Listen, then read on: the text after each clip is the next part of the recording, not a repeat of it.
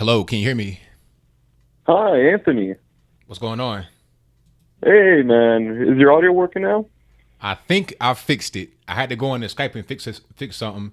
If you guys in the chat can hear me, let me know. And Yeah, I hear it. I hear it. It's working now. It's working now. I just heard it. all right, good. All right. So, what's your name? Where you calling from?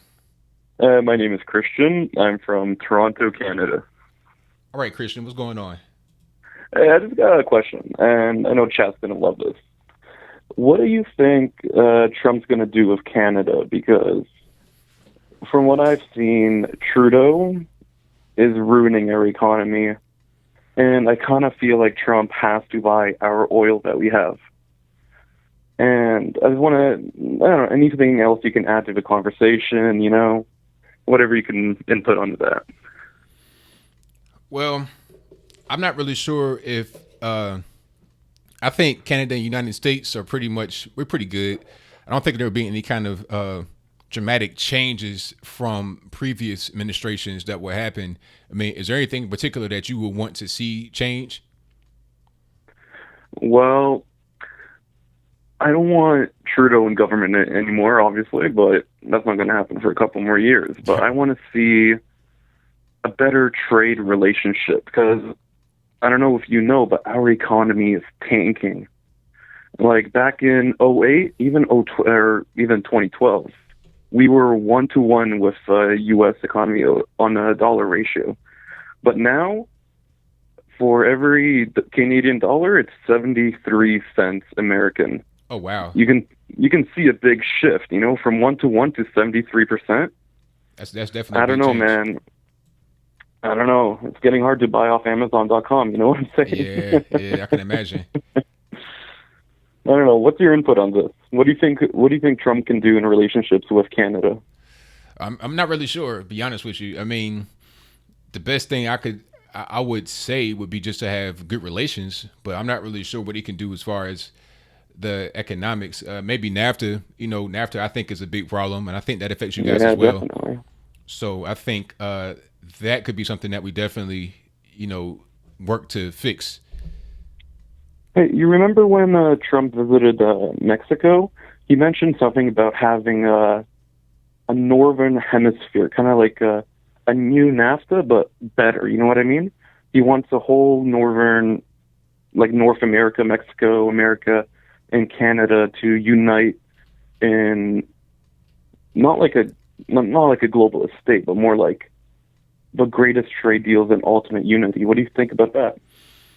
I don't know. I got to hear the actual details of it before I make an opinion. Because I think the problem with NAFTA and a lot of these other deals is just how our nations sometimes lose their sovereignty. They lose their independence and being able to function amongst themselves. So if whatever he's talking about has the ability of people to maintain their sovereignty and function amongst themselves, and I'm with it. But if it's kind of like a collectivist thing where it's like we all kind of are as one, I'm not really for that 100%. I think we should be able to cooperate, but not necessarily be adherent to all the same rules all the time, regardless of what's going Mm-hmm. on. No, yeah, I see your point, man. Hey, man, I appreciate you answering the call, man, and happy you got your stream working up again. Have a good one, man. I appreciate it, man. Thank you. Bye-bye. All right now. All right. If you don't know me, this is Anthony Brown Logan. I'm not sure if the first part of my stream will be capturing this one. I don't think it will, as I saw that it's processing. So I don't know what's going to happen with that. But this is Anthony Brown Logan. This is ABL Live. We're going to talk about the Women's March and whatever other political question you have going on your mind. I do have some calls in the queue. I see you guys. I'll answer those in just a second. I just want to get out my little intro just in case the previous one did not catch. The number to call is 434. I only know my own number, 658-1220. And you can call in. We'll be able to hear you live. The chat can hear you. Shout out to everybody in the chat. Shout out to all the mods. Shout out to all the mods. Shout out to everybody that's in there. If you guys can hear my audio, if you guys can hear the colors audio, please let me know. My mixer looks like it's going pretty good right now, so I think everything's raring to go. We got 203 live in the building. Thank you all for coming back. Thank you all for sticking with me and being patient. I just had some callers in the queue drop off. If you want to call back, go ahead and call back. The number to call is 434-658-1220. All right, if you get another call, 407, you're on the line. Who's speaking? Hey, how's it going, man? It's going pretty No, good. I just calling back because I know you got your stuff working now, and Yeah. figured yeah. Yeah, I didn't. I was calling in because I just wanted to talk about the protests and stuff also, Yes.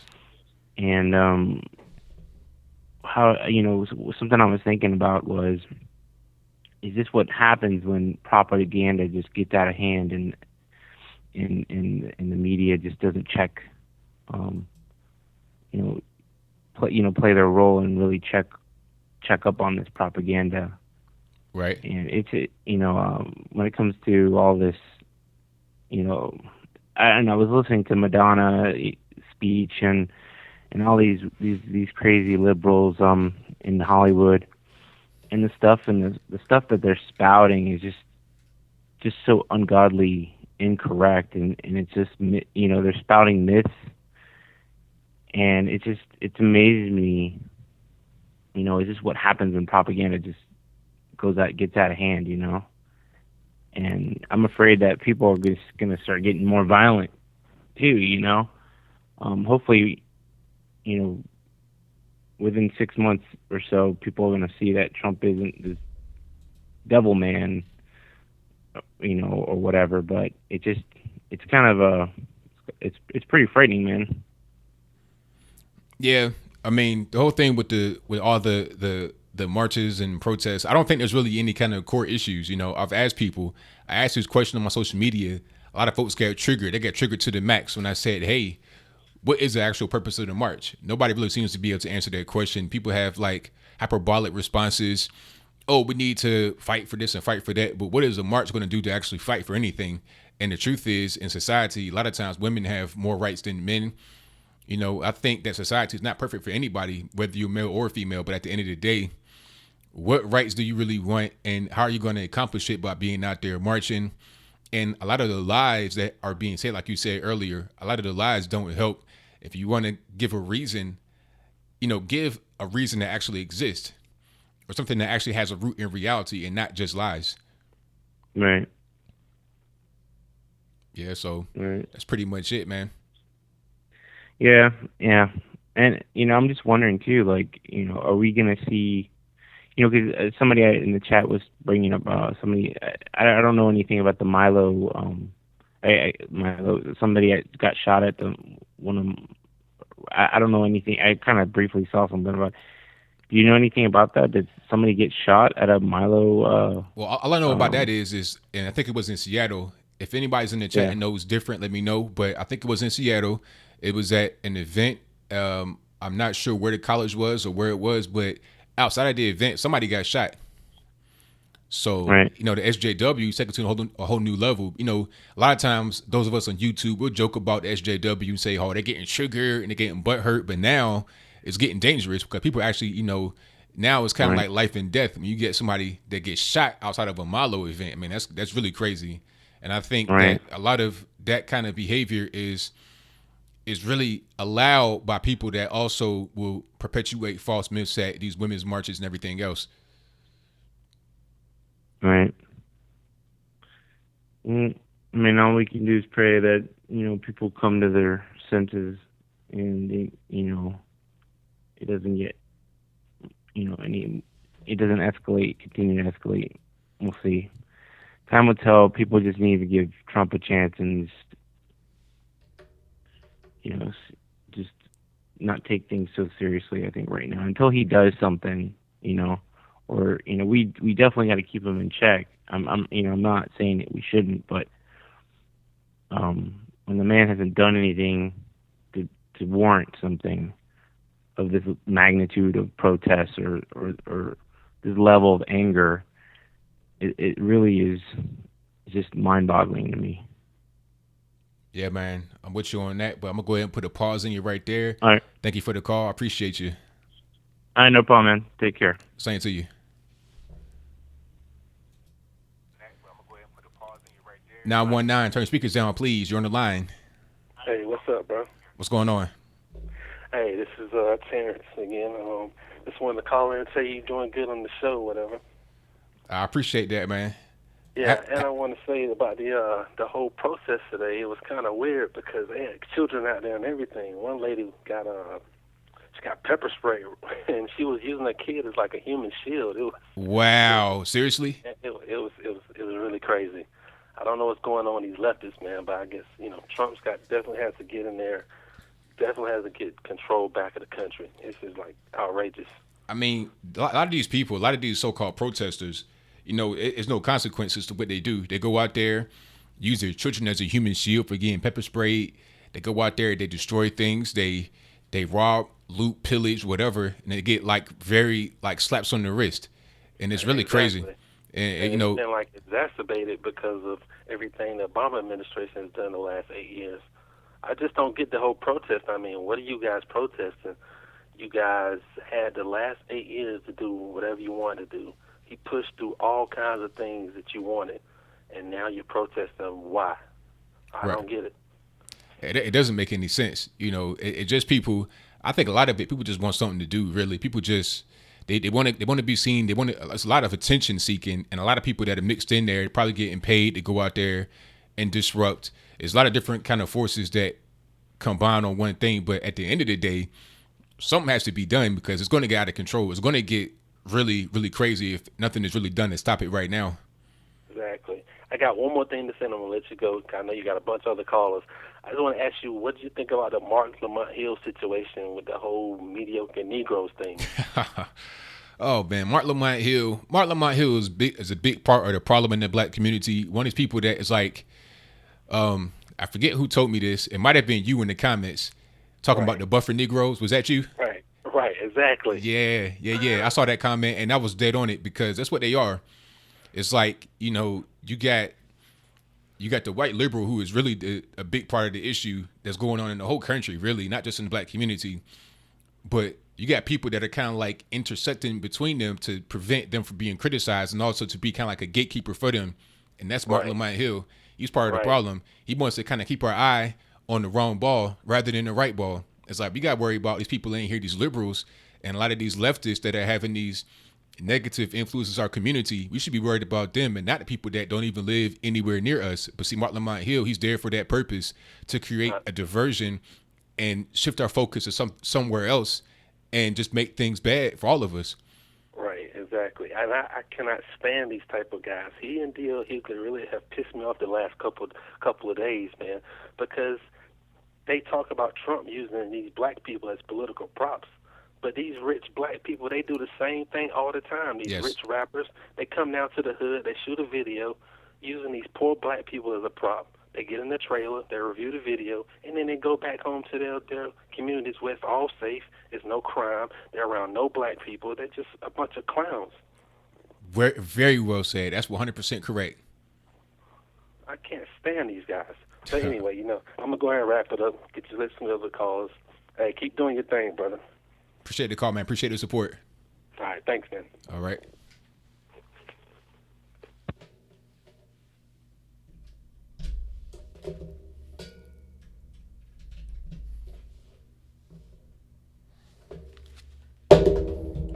Thank you all for being here. I really appreciate you.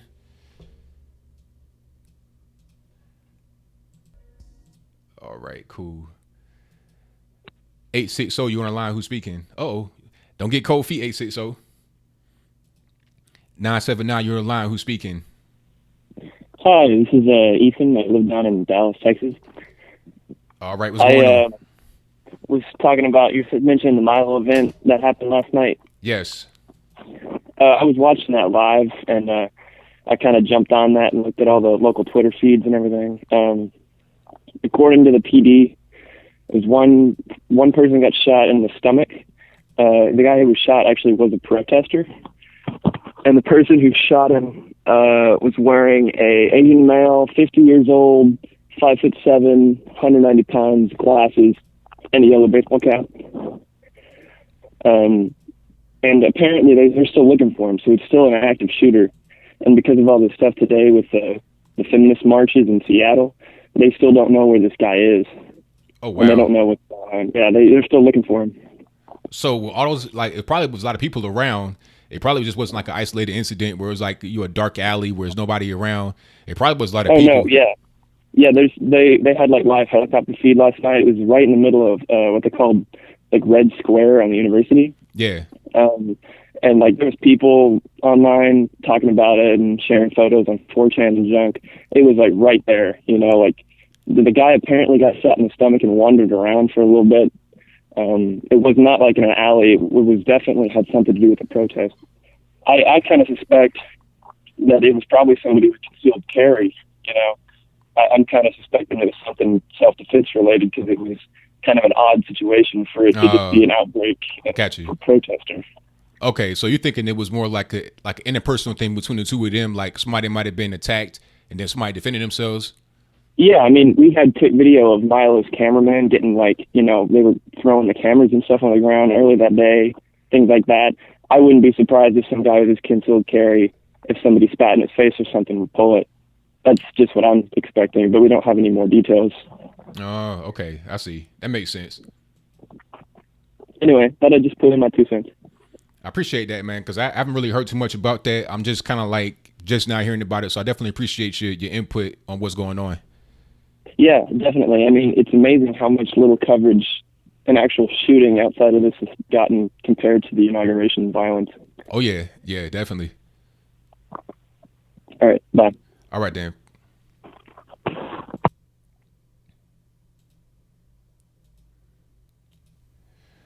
.480, you're on the line. Who's speaking?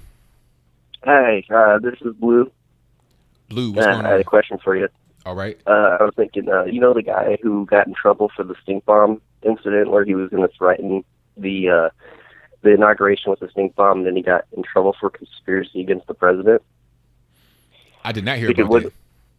Yeah, there was a case like that. I might not have all the information, but I was thinking, no. Forgive me for pulling a few strings and poking at the beast, but doesn't Madonna deserve to go to prison for saying that she wanted to, the White House? Yes. I did see that. She definitely needs to go to jail ASAP for that, because if you're going to have a precedent set to where you can, send a threat on Twitter and then people, wind up getting locked up or worse or whatever it is, then you most certainly got to hold Madonna to that same. Well, yeah. Yeah, not to mention she's convinced, she has millions of people who worship her, and now they're all getting this idea in their head that she's preaching about hate and about half the things she said wasn't even true, and now she's inspiring Americans to I was sick when I saw that, Yeah. But I just wanted to leave it at that, brother. That's all I had to say. I appreciate that, man. That was a great call. Thank you, brother. Keep it up. I love you. Man, love you right back, man. Appreciate the support. Yep, bye. 86 show, you're on the line. Who's speaking? Hey, Anthony, this is Jared in Vermont. Jared in Vermont. How you doing? Hey, I'm doing pretty good, man. How about yourself? Good. I'm glad you got the technical problems fixed. Yeah. I had to fix that. So I just wanted to say we made it, guys. Trump is inaugurated. He's in the White House. Now we can actually start focusing on fixing stuff. And I think that not necessarily conservatives, not necessarily Republicans, but just Americans in general, we need to get a louder voice, because right now just the left is running rampant. Like they're having like the Women's March today, and then like the protests that turned into a riot yesterday. And even up here in Vermont, they had a women's march up here too, and there's a bunch of people there, and supposedly there's a bunch of car accidents and stuff. But just anyway, wow. But we need to get our own, and not movement going, because we actually have a leader of a foreign movement now in Trump. But we need to start, getting active. And in 2018, when the midterm elections come up, we need to start voting for people in Congress that are actually going to do what we need to do, because even though we have Trump, we have Mattis, we still have a lot of these corporate Republicans and corporate Democrats that are still in there. And I think as long as they're in there, nothing's really going to get done on a substantial level in 4 to 8 years. So, everybody that's out there, it only takes a minute. Google your local senators, Google your local congressmen, figure out who they are, figure out if they're working for you, and if they're not, get vocal, tell your friends about them, what they're doing and what they're not doing, research candidates that are running up that'll be doing positive things. So I think that's something that we need to do. And then one last thing before I go, I just wanted to say that this fake news narrative thing that CNN and MSC was pushing out, like the day before the inauguration, they ran a story on what would happen if Trump was assassinated. Yeah. Which, like that kind of thing. Maybe we should start, writing letters and calling up Congress about, passing some type of bill or law that, can hold the media accountable if they do things like incite a riot. Because honestly, I think that's what they're doing. I think that the media is holding on to the SJW narrative because they realize that their organization's dying, so they're trying to get as many young viewers as they can. And it just so happens the majority of my generation seems to think retarded stuff like they're doing. But it's inciting riots, like Madonna up there saying someone needs to blow up. I want to blow up the White House, or she thought about blowing up the White House, and they let that run on national television, and it only takes one idiot to get the idea to go do something. So something needs to be done about the media. Something needs to be done about it. But on that note, man, thanks for the call. Thank you for calling, man. That was a great call. You had a lot of great points. I did a live show on RT about the whole Donald Trump situation, as far as CNN talking about, well, what if, somebody was to do something to him? I did something about that, and I pretty much echo your sentiments on that. So we definitely on one accord as far as that's concerned. I'm gonna make sure I watch that. I didn't see that one on your video stream, but it might have been YouTube's whole notification thing. But I'm gonna look for that. Yeah, I don't have it yet. Like, I did it for them on their thing. So whenever I get it, I'll make sure you guys get it. Definitely. All right, thanks for the call. Oh, can I say one last thing real quick? Go ahead. 5 seconds. All right. I think that I like the caller earlier that stated earlier. I agree that African Americans in the country, we need to work harder. We were working harder before, to make something for ourselves, but now the craziness that's going on with like Black Lives Matter is making us work even harder. So also for black men out in America and black women out in America, make your own stance in the world. Don't let Black Lives Matter narrate what other people are going to think about us. But on that note, have a good one, guys. Appreciate the call. Great call. 847, you're on the line. Turn your speakers down, please. Who's speaking? Oh, hey, this is Matthew Boyd from Chicago. All right, what's going on? Thanks for taking the call. I really appreciate your show. It's been great to kind of tune in and listen and get a different perspective. And it was interesting. I'm based in Chicago, and I did some research, just kind of what was happening. And there was a short clip from WGN News, and they had 4 women, and the newscaster asked them, what's the reason that you're marching? And the first woman was probably in her early 20s, and she said, I'm marching for human rights and for younger women and things like that. And then the second woman was probably in her early 30s to mid 30s, and she said, 20 years ago, my sister was raped and murdered, and I felt like when Donald Trump got inaugurated, it was like experiencing her rape and murder all over again. And I'm a human being and a mother, and that was sort of her point. And I thought that was really peculiar. Like, what is the inauguration of the president? I mean, it's unfortunate that happened, but how does that connect to what's going on now? It just didn't seem to really make any sense. It doesn't make any sense. It's just somebody just really, unfortunately, just being kind of dramatic. What happened to her sister, that's, just a very unfortunate, and it's very sad, but it's just people just being dramatic, really, just bringing up their own personal experiences. See, that's one thing. That's actually a great point you brought up about people saying things that don't really make sense, that are very traumatic. But I think people are just assigning whatever kind of personal grief, whatever kind of personal insecurity they have upon the president. Things have nothing to do with him. They want to say, well, this is going on in my life. I'm feeling this pain. So Donald Trump is somebody I don't like. I'm going to associate it with him. And then that's just going to be what I associate with. It doesn't make any sense, but that's what people do sometimes. Right. Yeah. Right. Yeah. I had a conversation recently with 2 women who I actually met from church, and we went out and had lunch, and I made a comment that basically led into a conversation that lasted about an hour and a half, related to sexism and white privilege and things like that. And at one point, one of the girls almost started crying and started, sharing about how she feels like she has to justify her own existence every time she leaves, this and this. And I told her, I said, listen, I don't even know how to respond to what you're saying because I'm just trying to have lunch. Right. Like, just a casual, like, this is a casual context. It's not necessarily appropriate to get into really, deep emotional types of things. And I'm like, at some point this can get manipulative where, someone throws out in a casual context that, someone was murdered or raped, and it's like, how do you respond to that? It's just it's like so out of left field. So, right. It is interesting. And there was another thing as well, mentioned on MSNBC. I was watching, you can actually watch like 6 hours of the whole march on Washington.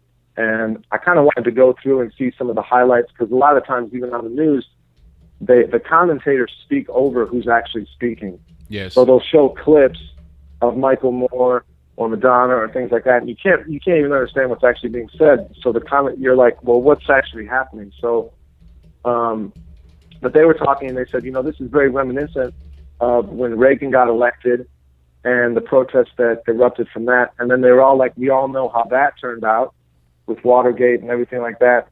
And just making the assumption that potentially a scandal is going to be released or something bad is going to happen instead of trying to give the benefit of the doubt and, just having, just presenting on what's actually happened, what Trump has done. And I thought it was really interesting that Trump went and visited the CIA, and I watched that full clip, and it was great, and he said the media has really tried to paint this narrative that I dislike the CIA or I have beef with the CIA. And he's like, I just want to put that to rest and let you all know that I appreciate what you do. You're going to have my full support. And, it's just interesting, that he has to go above and beyond to actually state his opinion to people that he's trying to work with. I'm with you on that, man. Great points made. I'm going to go ahead and get to my next caller, but that was a great call. I appreciate it.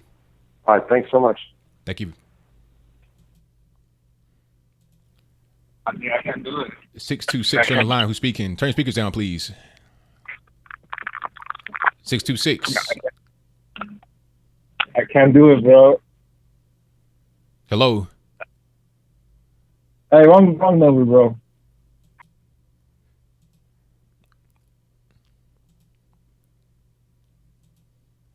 Shout out to everybody that called. Shout out to everybody that's in the building. Unknown number. You're on the line. Who's speaking? Hi, my name is Teresa. I'm calling from New York City. All right, Teresa from New York. What's going on? Hi, and shout out to you, Anthony. I love your program.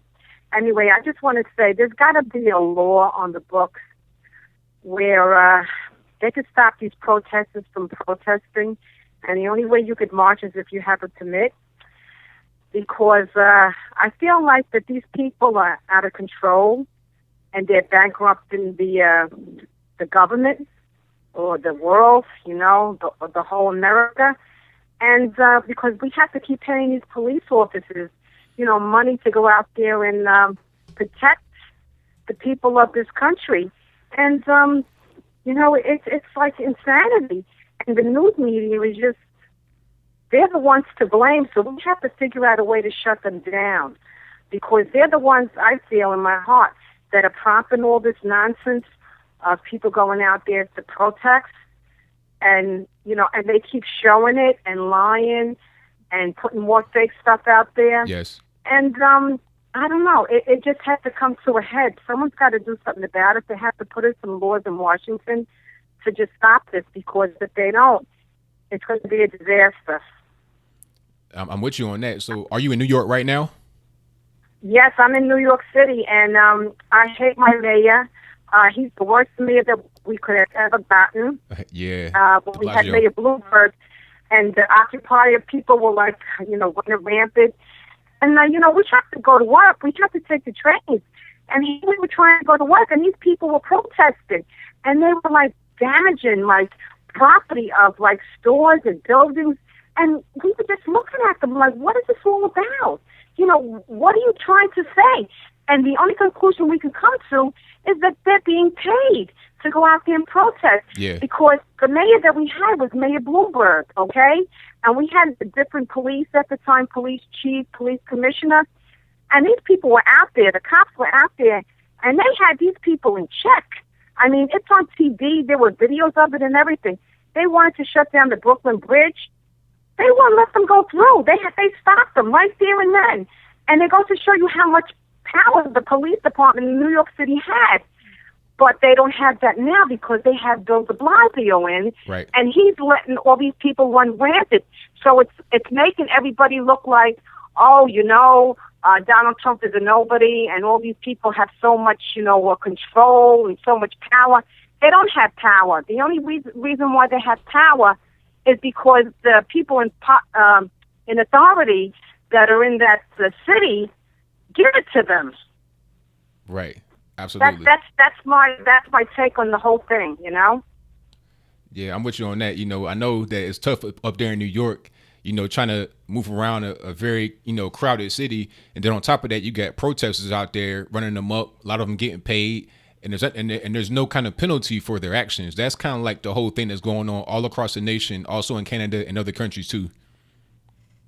I agree with you. So what do you think? What does anybody out there that's listening to the show think that we should do about it? How do we take the reins back and pull it and stop this from getting out of control?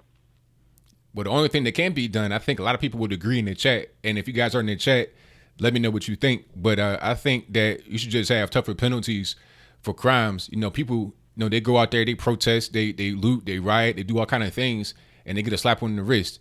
They might get community service, they might get a fine or something like that. But when a lot of these guys and girls, when they go to actual jail and then they're faced with, real life and they see those bars, things might get a little bit different because now you mixed in there just with the regular everyday people that go to jail that may not like, just regular, people from other places coming to ruin their city or whatever. So I think stuff like that could be a deterrent. But as long as there's no penalty, you're going to see stuff like that continue. I agree with you. And it's fearful because, we have to ride the train and we have to go to work to make a living. And it's very frightful, especially for women. I mean, I'm a woman and I have to go. And when I hear this and see this, it just, I'm just taken back by it because I don't agree with it. And I feel like these people out there are not working people. These movie stars, they're not working people either. They're just out there to make a name for themselves. So the poor working class people like me, you, and everybody else out there has to be in the middle of this while these other people who aren't working are causing all this havoc.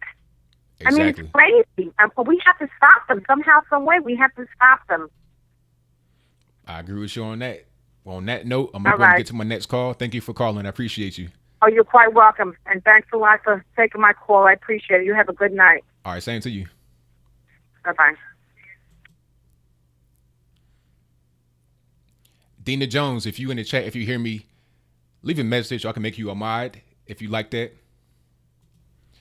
518, you're on the line. Who's speaking? Hey, this is Michael Benson, a.k.a. Bozo Mikey. Thanks for taking my call. Thank you for calling. What's on your mind? Well, to answer your question you just had, I think maybe, the harsher penalties for all these so-called protests, let's call them riots, that's what they are. Yes. Maybe on top of this, because obviously nobody else is getting involved, maybe we should organize and go hold hands in front of their protest and stop them.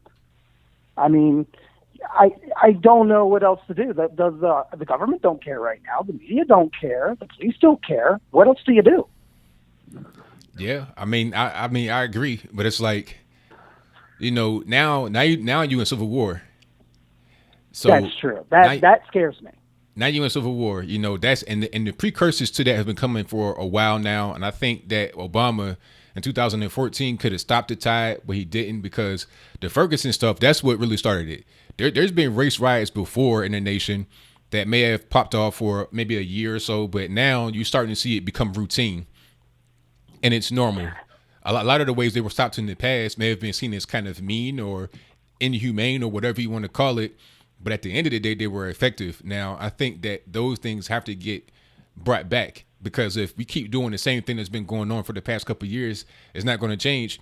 Or we can go out there and come to arms, and now we got a civil war, and that's a whole different, territory. That's the right last thing any of us want. Any right-thinking person, I think it's the last thing any of us want. That's last resort, but it could come to that, unfortunately.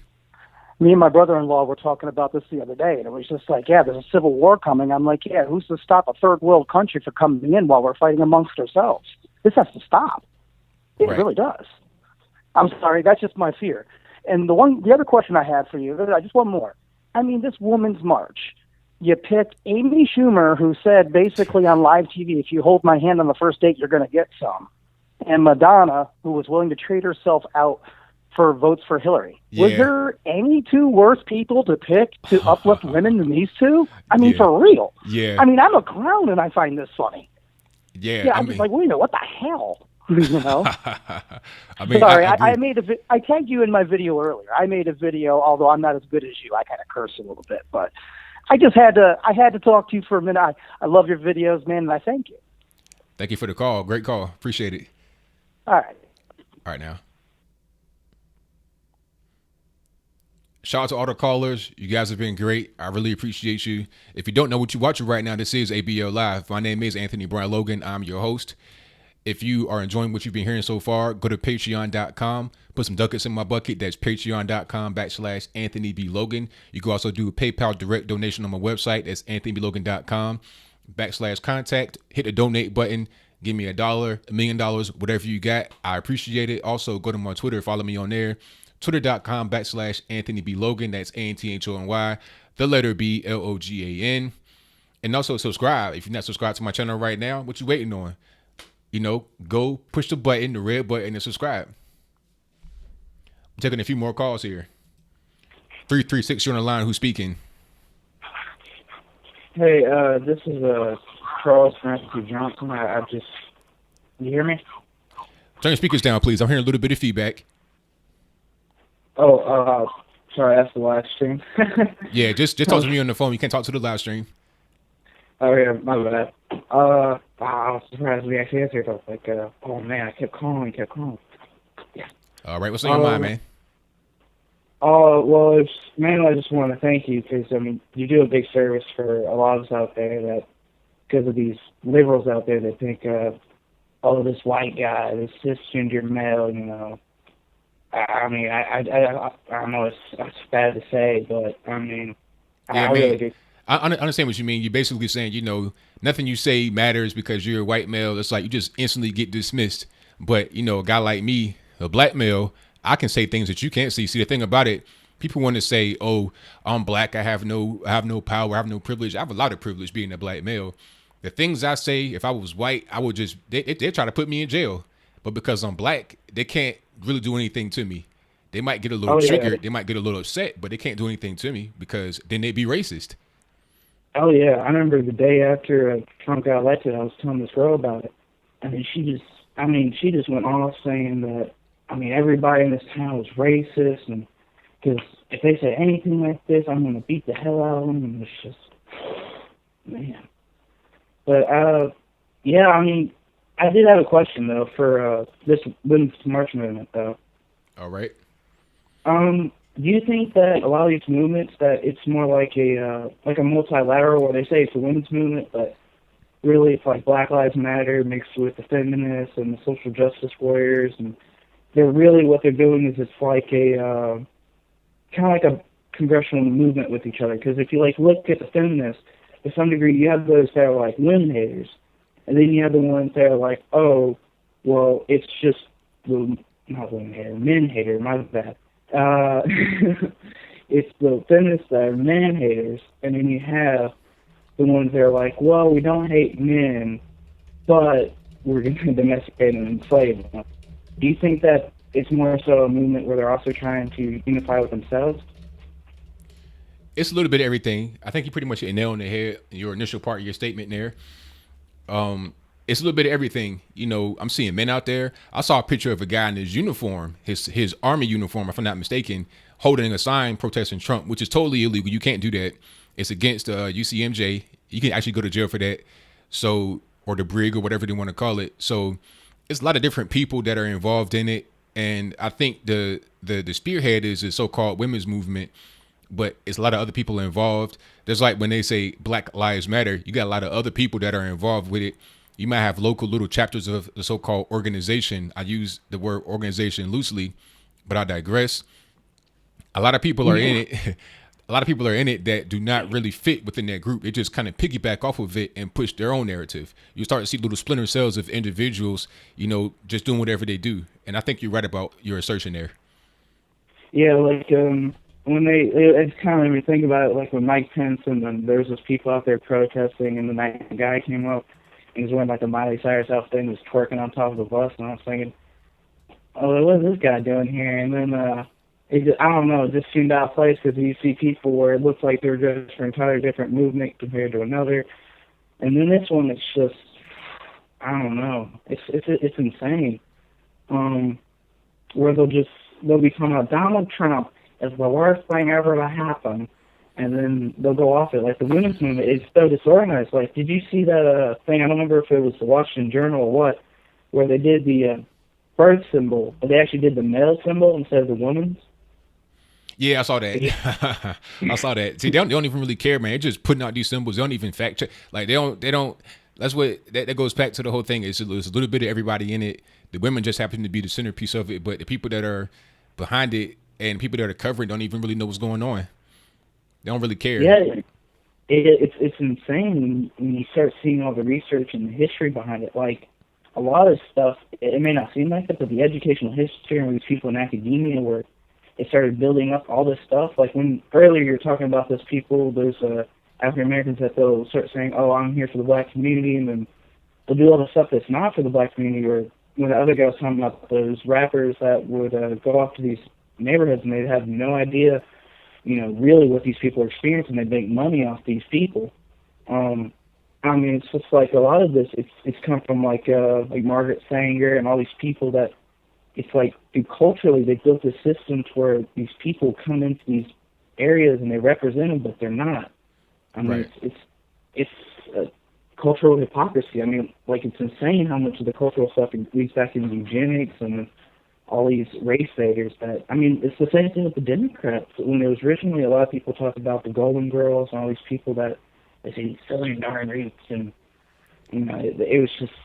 It's insane. And then how it transferred over where they said, well, father was Jimmy Carter with the Republicans, and he was on so much like that, it just made sure that he flipped. A lot of it was just Democratic old Southern wealth just started transferring slowly over to the West. There's a lot of people that moved there. And it's the weirdest thing, but I don't know. I'm with you on that, man, but I got to go ahead and put a pause on our call right there. Thank you for the informative call. I definitely appreciate you. Okay, bye. All right, take it easy. 215, you're on the line. Who am I talking to? David. Hello. Hello. Yes. Can you hear me? I hear you now. Oh, okay. Talk to me on the phone, not the stream. Talk to me on the phone. Yeah. I'm talking up, right? Hey, listen, I'm sitting here watching your show. I watch it all the time.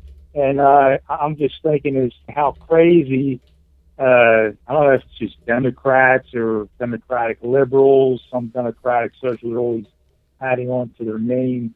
But I don't know if you happen to talk about some of the signs that they were holding at whatever they were called, this protest with women's movement in D.C. But, they had them here in Philadelphia, too. That's where I'm located.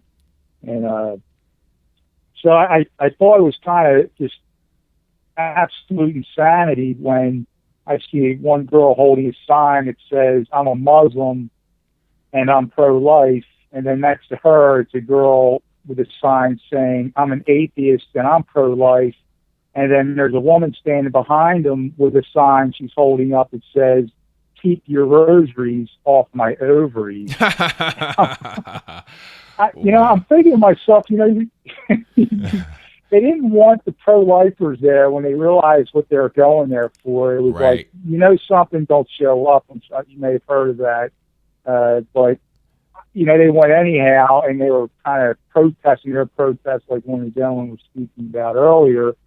And I'm like, you know what? It's even when you have all these different, women are going there because they're women, but when they start mixing in their agendas, they'll agree upon that one thing. Okay, we'll say we all hate Trump and men and whatever, but then when it comes down to it, who's going to be the leader, and when's that time going to come when they all start really butting heads with one another? When the Donald Trump train, or whatever you want to call it, the blame game, his policies and politics, it just totally runs out. I don't know if I'm making any sense there, but it's when they finally start clashing with one another. I've seen it here living in Philadelphia.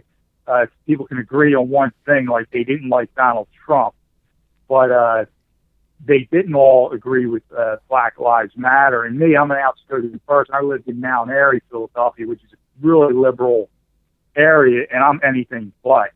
And, right. People would pull out a joint and start smoking it or what have you, or hey, I just married Tom the other day. I'm like, well, I'm not homosexual, and I'm not for any of that. And they're like, what? You got to be kidding. And even, sitting, they would have concerts at this park, and, these people are calling, hey, how about Black Lives Matter today? Protest down there in Philly, Dave. And I'm like, I don't like Black Lives Matter. I don't like it at all. I said, it's all ass backwards. Excuse my language. I was like, it's absolutely insane. I mean, without getting into detail, there were a couple of people there that felt the same that weren't white, and I'm a Caucasian white guy, whatever. And they were black, and they're like, I don't like it either. Well, these other people, they were white, and they were stunned, and they're like, well, how could you? I'm looking at them like, what are you talking about? Like, they're totally shocked, like in disbelief that you would just have that point of view. Yeah.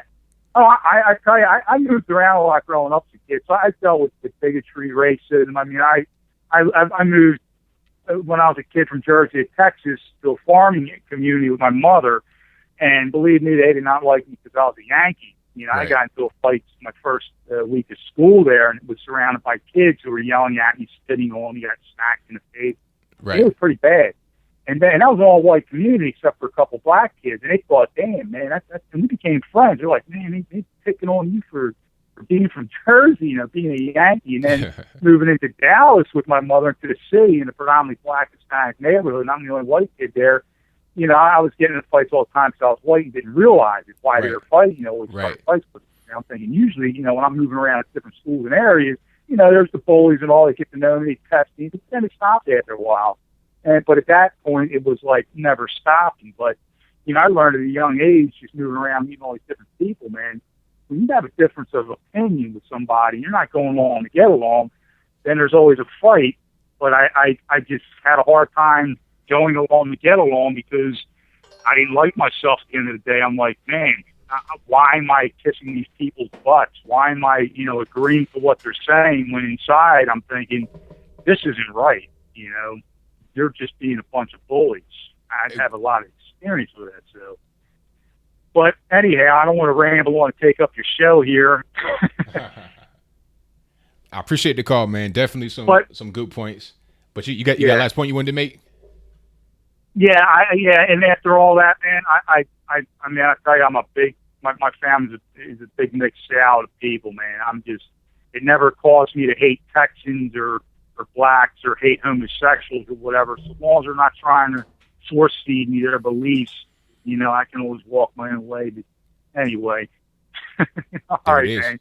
Thanks a lot, Anthony. You have yourself a good evening. Same to you, man. Later. 313, you're online. Who's speaking? Hey, Anthony, it's Ramon. Ramon, what's going on with you, man? Your show's grown so much. It took me 66 attempts to get through. It's amazing. Wow, that many times for real? Literally, I was looking every time. My phone actually shut off one time. Wow. I wanted to call up. I wanted to say, you've kind of inspired me. I started recording videos, too. I don't have many viewers as much as my opinion page on Facebook. But you got to start somewhere, man. I think you and like also Andy Worski and a number of other people that are online, you're like an inspiration, and it's the new media, like the interactive media. And through you, I actually found the Tree of Logic page. Yes. Awesome. And I want to talk about my cousin. I'll try not to go too long, but she actually went to the Women's March in Tennessee, and it's so annoying because she's taken her kids with her, and this is like a march that, if you think about it, they're supporting deposing a president who defeated a woman who was like such a criminal, and her husband was a sex offender, multiple sex offender. I have like my own President Clinton and Hillary Clinton library. I have like 15 books so far I'm going through, and I know all of their shenanigans, their financial stuff, their sexual deviant stuff, and it's almost like you're talking to a wall every time you discuss this with them. I had like a crazy argument with them about healthcare last week, where they didn't even care that our premiums are rising. They just care about claiming that they have access to all. So that's all I have to say. How do you deal with like relatives of yours that they just don't listen? You can't really do too much, man. At the end of the day, you just pretty much have your point of view, and they have theirs. But I'm a kind of guy to where I'm kind of a easy guy to get along with. I hear a little bit of feedback, so I don't know if you got me on speakerphone. You might want to turn that down. I am on my cell phone. Yes, I can hear feedback. Maybe I'll move away from the computer. Yeah, that'll work. I have it on mute, but okay. In any case, yeah, I think. But yeah, what I was saying is, there's not much you can really do, man. At the end of the day, you could just present yourself the best way you can, and if they appreciate your point of view, then they will. If they're not, then they won't. Most people I know in my family, they may disagree with me, but they always respect me because of the way I carry myself. I'm not argumentative or confrontational person. I just present myself in the best way, and nobody can really do anything against it because I'm not a bad person. I'm not the kind of guy that's really going to be on your face trying to argue with you. So that's just kind of what I do, and I don't have any problems. Yeah, thanks for being an example for a lot of us. I don't really have that self-control like you do. I just go straight for the throat sometimes. Not literally, but like with the argument, I just go straight for the hardest point I can. It doesn't matter how offensive I make it. I hear you, man. Anyway, have a great night, and thanks for taking my call. Thank you for the call, man. Appreciate the support. Bye. All right, then.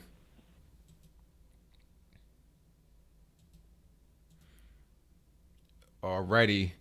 586, you're on the line. Who am I speaking to? Hey, Anthony. This is Azeth. What's going on? Azeth, what's going on with you, man?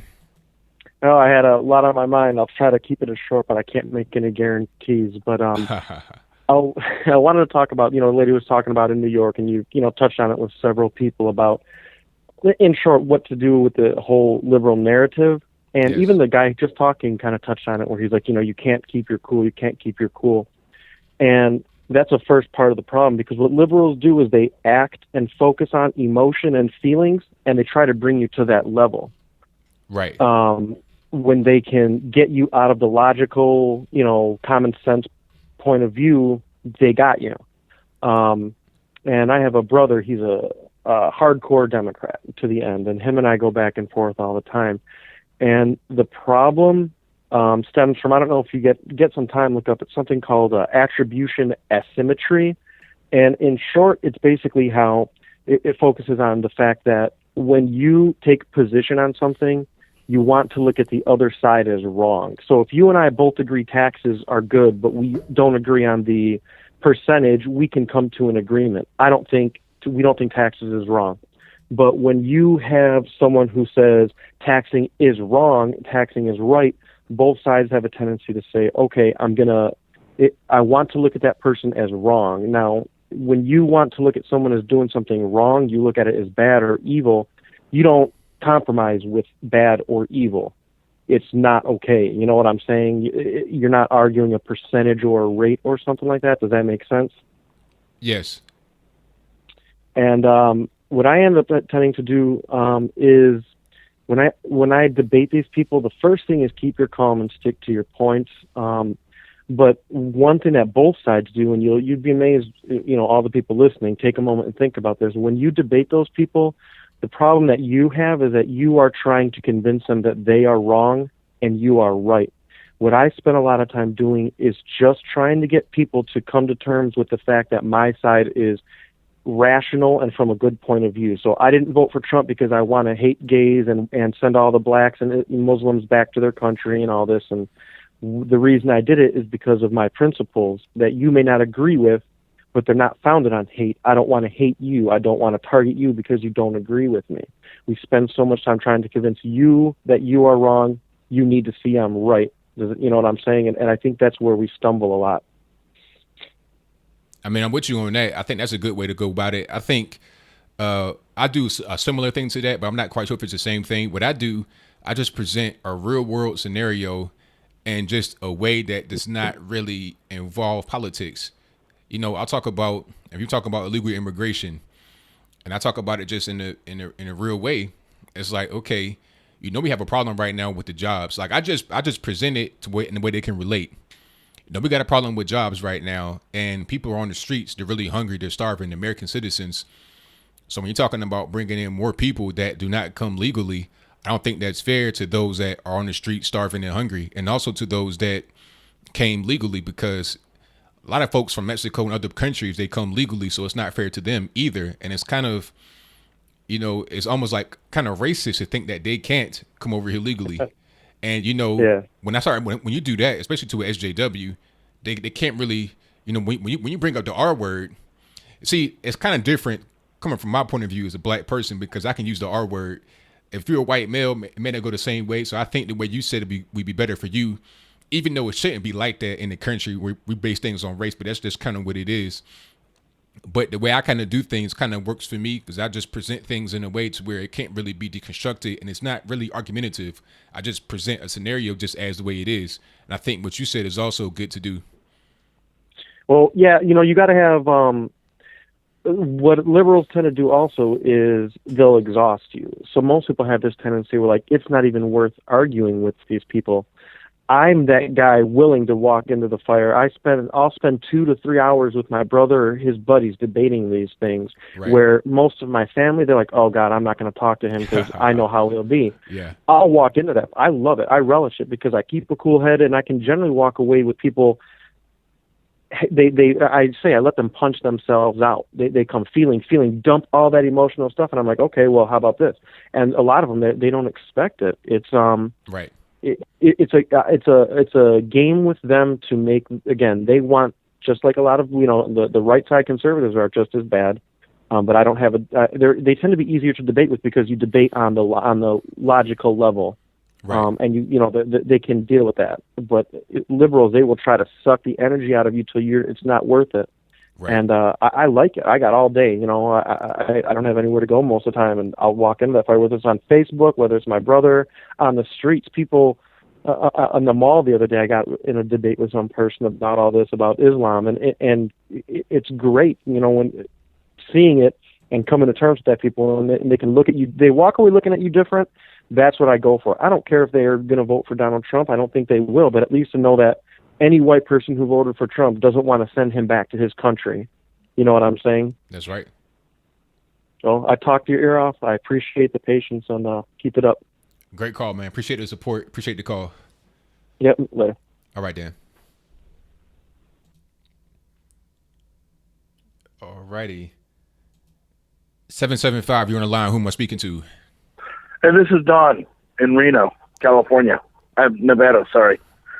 All right, Don in Reno, Nevada. What's going on?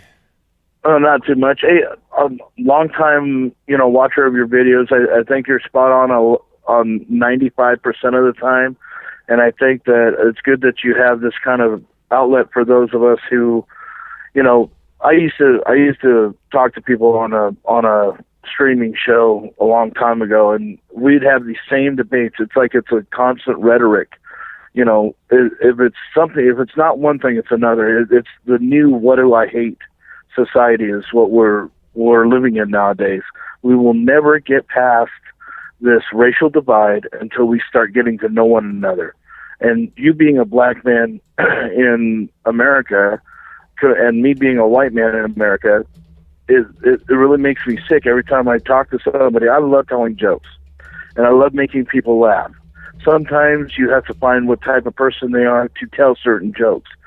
And I just find that it's interesting that you have this platform. So I just wanted to tell you I appreciate it. And my point about the women's march reaction, I think my opinion on it is that I think Madonna should have kept her butt home. I think Scarlett Johansson should have kept their butts home for two simple reasons. One, they're the most entitled celebrities I've ever seen in my life. Madonna's the only person that thinks that she's born in Queens or Brooklyn and thinks she's British. Okay? Yeah. You know, I come from that generation. I don't know how old you are, but I'm 44, going to be 45, and I remember when Madonna lived in New York and had the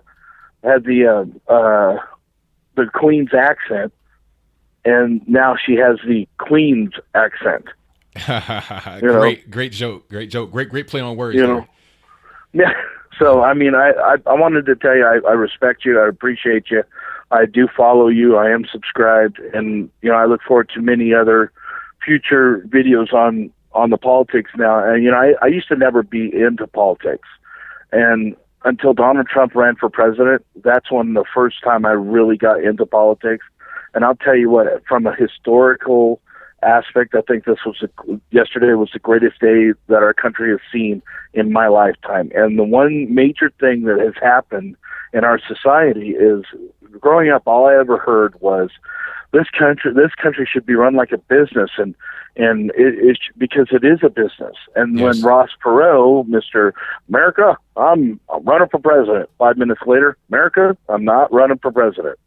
You know, I mean, he was wishy-washy. And when I saw Donald Trump want to be president, I knew right then and there that he has to be given a shot. Because in the big picture of things, we as a society need someone who is not a politician. I mean, he is a politician now solely by election, but he went into it not being a politician. Correct. By trade, he's not a politician. By trade, he's a businessman who decided to become a politician, which is what it should be. It should be people that rise from the community, from society, that people respect and admire, who are placed into the position, rather than people that just work their whole lives to become that, and that's it. Yeah, and you know, my biggest thing with Donald Trump is his inaugural speech was historic of all on many levels as well. Not only did he tell the American people what they didn't want to hear, okay, by saying, you know, I mean, a lot of us wanted to hear this, but in the retrospect of, you know what, we're going to buckle down. It's going to be about us. It's going to be about this country. You know, we're going to think about us first, take care of our own, and then help somebody else. You know, that's what's the problem with our society, is that we're not helping ourselves, meaning if you were on the side of the street and I walked past you, I'd look at you while I walked past you. Now, me personally, I'll give you an example. I'm a cab driver, okay? And 2 nights ago, I was walking into this convenience store, and this woman had asked somebody who walked out if they had some spare change to get something to eat. I got 2 sodas, or I got a water and a soda, and I walked over and I bought a Hot Pockets and paid for it. And the woman came into the store, and I'm still waiting in line to pay for it, walked up to her, handed her the Hot Pockets, and she said, "Thank you very much." And I didn't say 2 words to her. I just nodded my head and said, "This is what we're supposed to do as humans." There it is, man. And that's how I was raised. But I also come from an older generation. Okay, the newer generation, it's all about me, me, me, me. I need a safe place to stroke my teddy bear and feel good about myself because nobody else would. You know, when we were kids, I don't know how old you are, but when we were kids, you know, you learned how to take a butt whooping. Okay, and I don't mean that on a discipline level. I'm talking about you got bullied, you dealt with it, and that's how people became friends, through those fights. Now you're missing out on that social engagement because people are saying, "Oh, we need to feel sorry for him." I don't know if you heard about here in Reno, we had a hug high. It made it national news. We had a kid here get shot by a cop because the kid had 2 knives in his hands. Right. I don't know if you had seen that by chance, but I did see that. You know, okay, and they made it all about this kid. Oh, he was bullied, and that's why he came to school with these knives. Well, I'm sorry. You come towards a cop with 2 knives, you're going to get shot. I mean, I know that's a hard lesson to learn, but you know what? I'm sorry. I mean, it's just like Eric Gardner. He knew he had he knew that he had cardiac issues. He absolutely knew it. It wasn't like all of a sudden, oh, he had heart issues. No, that's something you live with. When he resisted arrest, it overacted his heart. He should have just handcuffed it. He was breaking the law. And if you don't agree with the law, don't break it. I'm with you on that, man. I gotta put a pause in your conversation right there. This has been a great call. A lot of great points. I definitely appreciate your call, man. Appreciate the support. Hey, I'll if you let me, I'll call back again. It was a pleasure talking to you, bud. Same here. All right, bye-bye. Bye. 778, you're online. Turn your speakers down. Who am I speaking to? Yeah, hey, what's up, Anthony? This is East Fifth G in Canada. How you doing? I'm doing pretty good. About yourself? Yeah, not too bad. Hey, so yeah, I just wanted to call in about this march today. You know, it's been interesting. Like, I'll just give you a little bit of perspective on what I think and where I come from. I wouldn't consider myself to be on the right as much as some of you and your guests there. I consider myself to be a bit more of a lefty, to be honest with you. But I think all discussion is good, so I appreciate this format. This format you have going with this like interactive call-in with the chat on the side. That's pretty cool.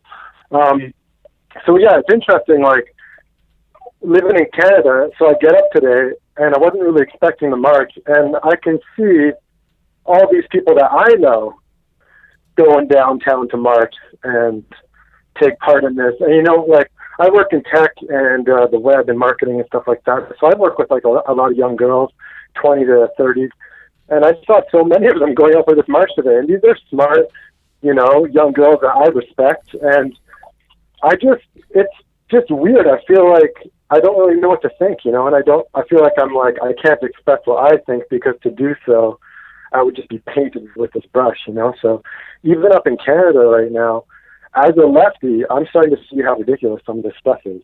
But it's crazy that they weren't out protesting or making a big deal when that woman in Saudi Arabia, you know, 3-4 weeks ago was being threatened to be executed because people were outraged that she didn't wear her burqa for a day. You know what I mean? And it's just like, it just blew my mind that Donald Trump says a few things which, you know, to be totally honest with you, I don't like some of the stuff he says. I don't particularly like him that much, but I mean, some of this outrage on the left is, I just don't understand it, and it's pushing me closer to the center, you know, and I just really appreciate this open discussion format that you're doing here, and yeah, it's good, man. What's up? Yeah, well, what I wanted to say, I think a lot of people are feeling the same way you do right now, because at one point I was a lefty as well. I was more of a center-left kind of guy, and then I kind of got pushed towards the right for different reasons, but some of the same reasons you have. My thing was just, I come from the black community, of course, obviously, and I saw a lot of things that were going on as it relates to white liberals and blacks. It was kind of like a slave master and slave relationship, and I started to kind of see that a lot more as I got older, and it really turned me off. And I started to really see it as I just became more open-minded and not being blinded by what the left had been telling me my whole life. So I kind of understand where you're coming from. You're starting just to kind of examine things, not from a political perspective per se, just from a common sense perspective. It's like, wait a minute, what's going on with these marches? Why are they out there? Like, what's the big problem? You're not really a Trump fan, but at the same time, you don't really see the reason or the value of these marches.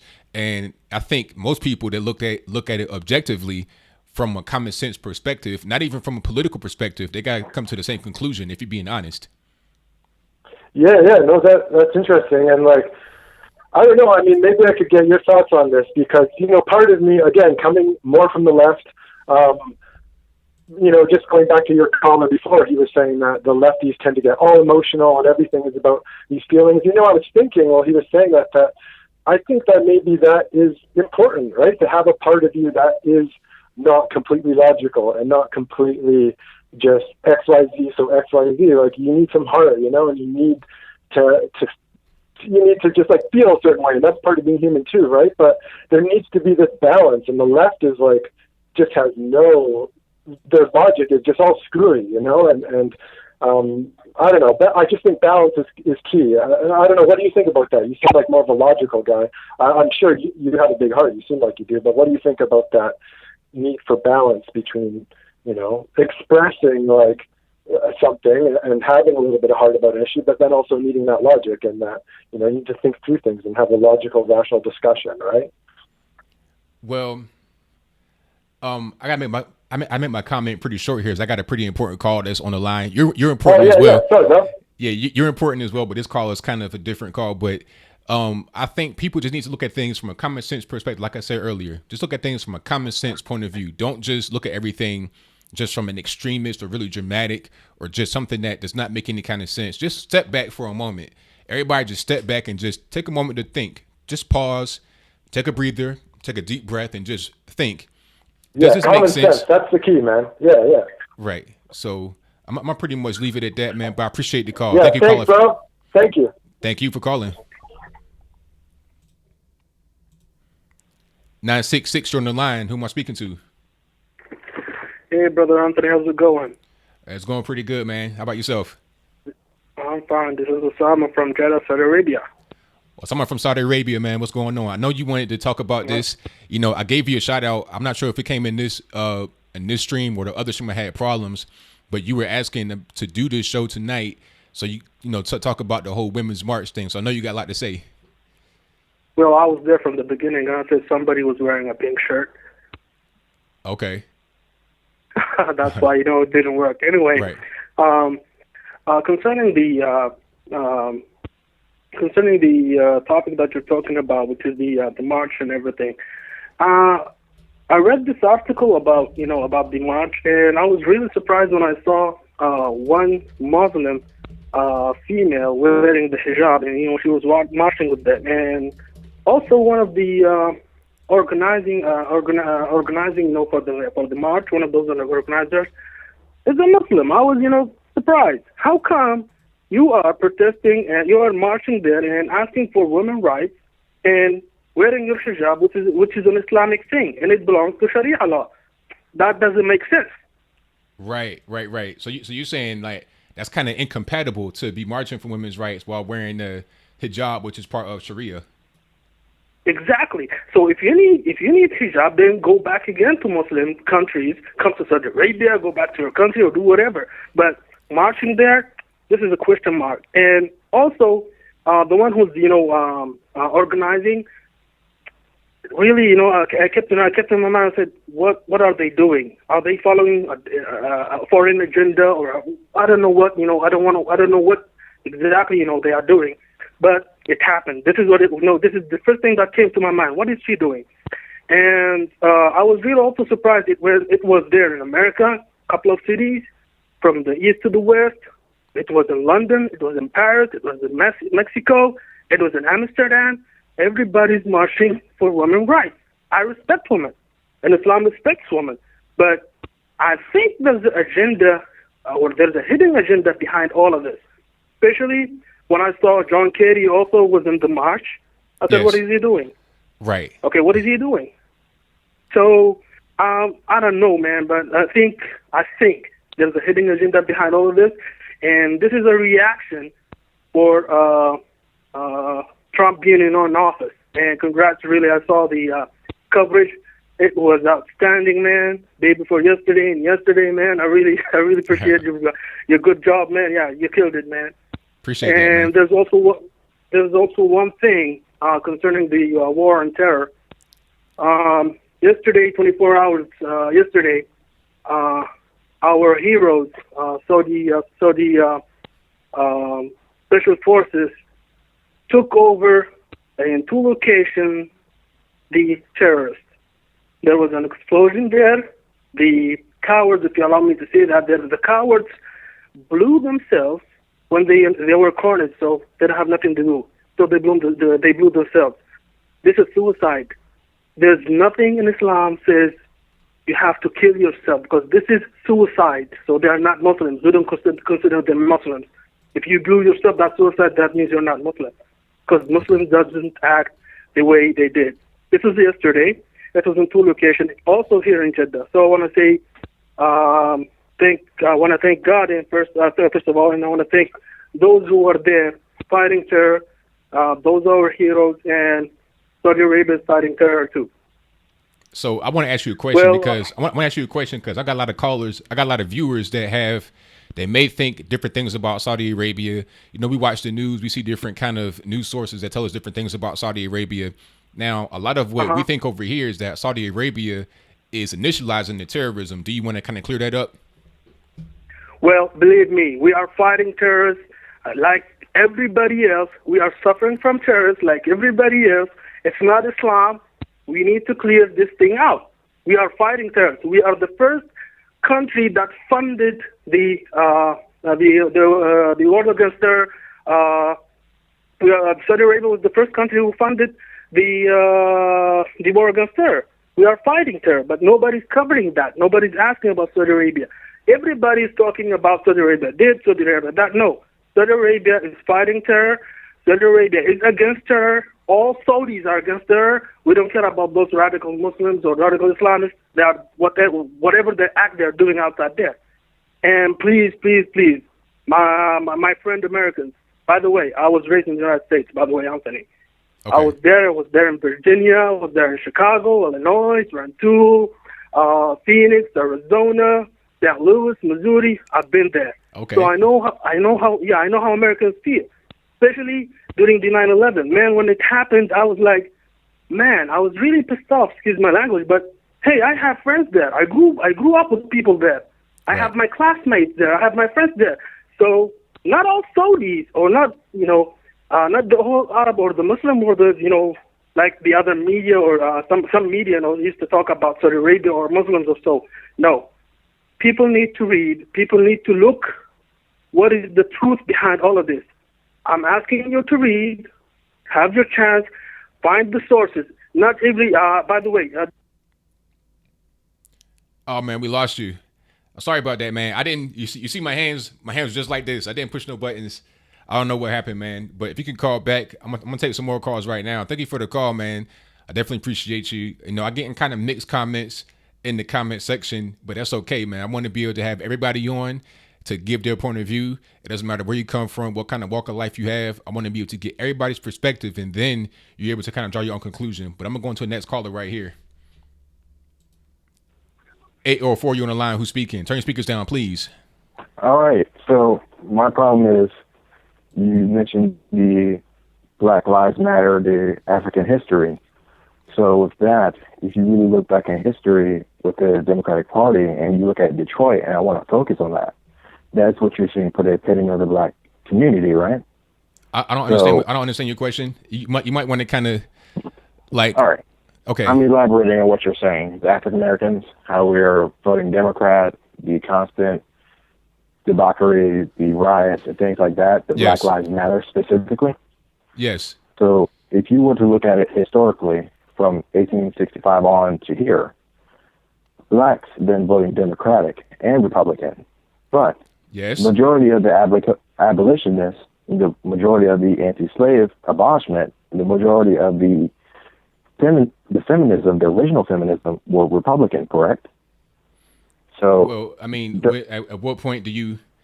Well, like the Republican Party what I'm didn't exist getting until 18. Huh?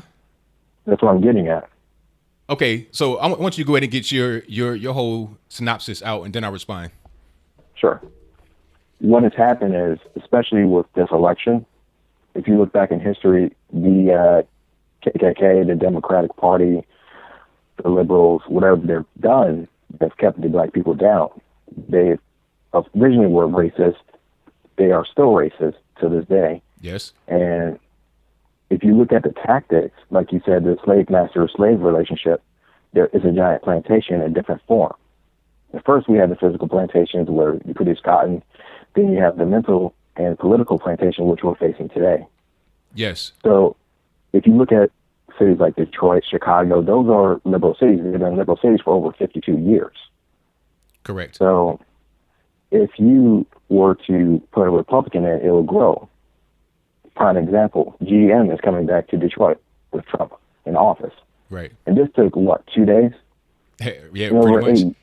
Over 8 years, we couldn't get that. We got tons of shootings, over 1,000 people dead. These are black people, and Black Lives Matter, right?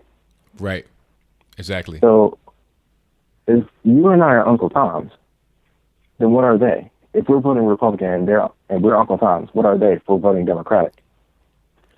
Well, Make sense? It makes perfect sense, man. I think you laid it out pretty well, and I think I agree with you 100% there. You know, what I think what's going on is you got a lot of people that are afraid to leave the plantation. Exactly. Like, you know, Harriet Tubman said, you know, I freed 1,000 slaves. I could have freed 1,000 more if only they knew they were slaves. People don't want to leave. They're afraid of leaving. They are comfortable with the environment, even though it's terrible. But that's all they know. They're comfortable with it. They don't want to just jump out there and do something different. And it's really a shame. So then anybody that has the courage to do something different, to think differently, they want to be, you know, Uncle Tom, Coon, Sellout, etc. And that just comes from the white slave master that will call us the exact same thing. They're just parroting their slave master. Well, you want to hear something crazy? Back in the 30s, there was this chain gang, correct? And the Green Mile movie is based on it. If you notice the hierarchy from the white man to the black people, they put another black man in charge of the black people. Yes. To keep them on the job, to keep them in the plantation. If you were to escape the plantation, you would get shot. Same way politically. If you were to try to escape the plantation like Steve Harvey, Ben Carson, you and I, will be called Uncle Tom, Sellout, we'll get character assassinated. So I leave my people, and I leave a lot of people on YouTube, the question, how is Donald Trump racist?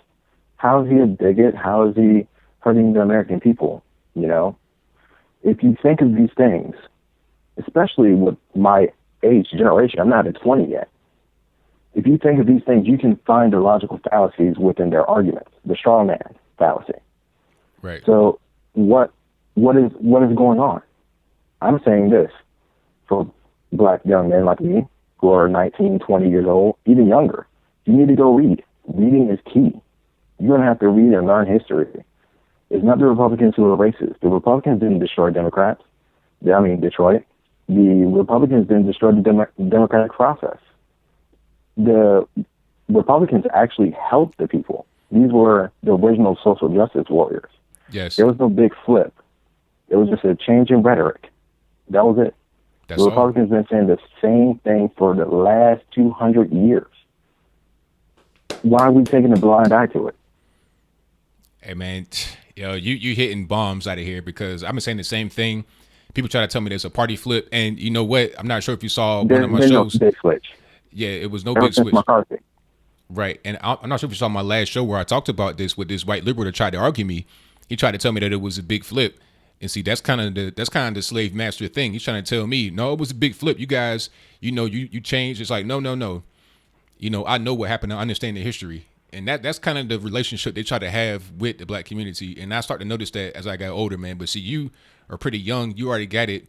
You know, and it's good to see that you have it at a young age. So that means you weren't really poisoned with it too much at a very young age. So you're able to understand now at a pretty young age that what's going on.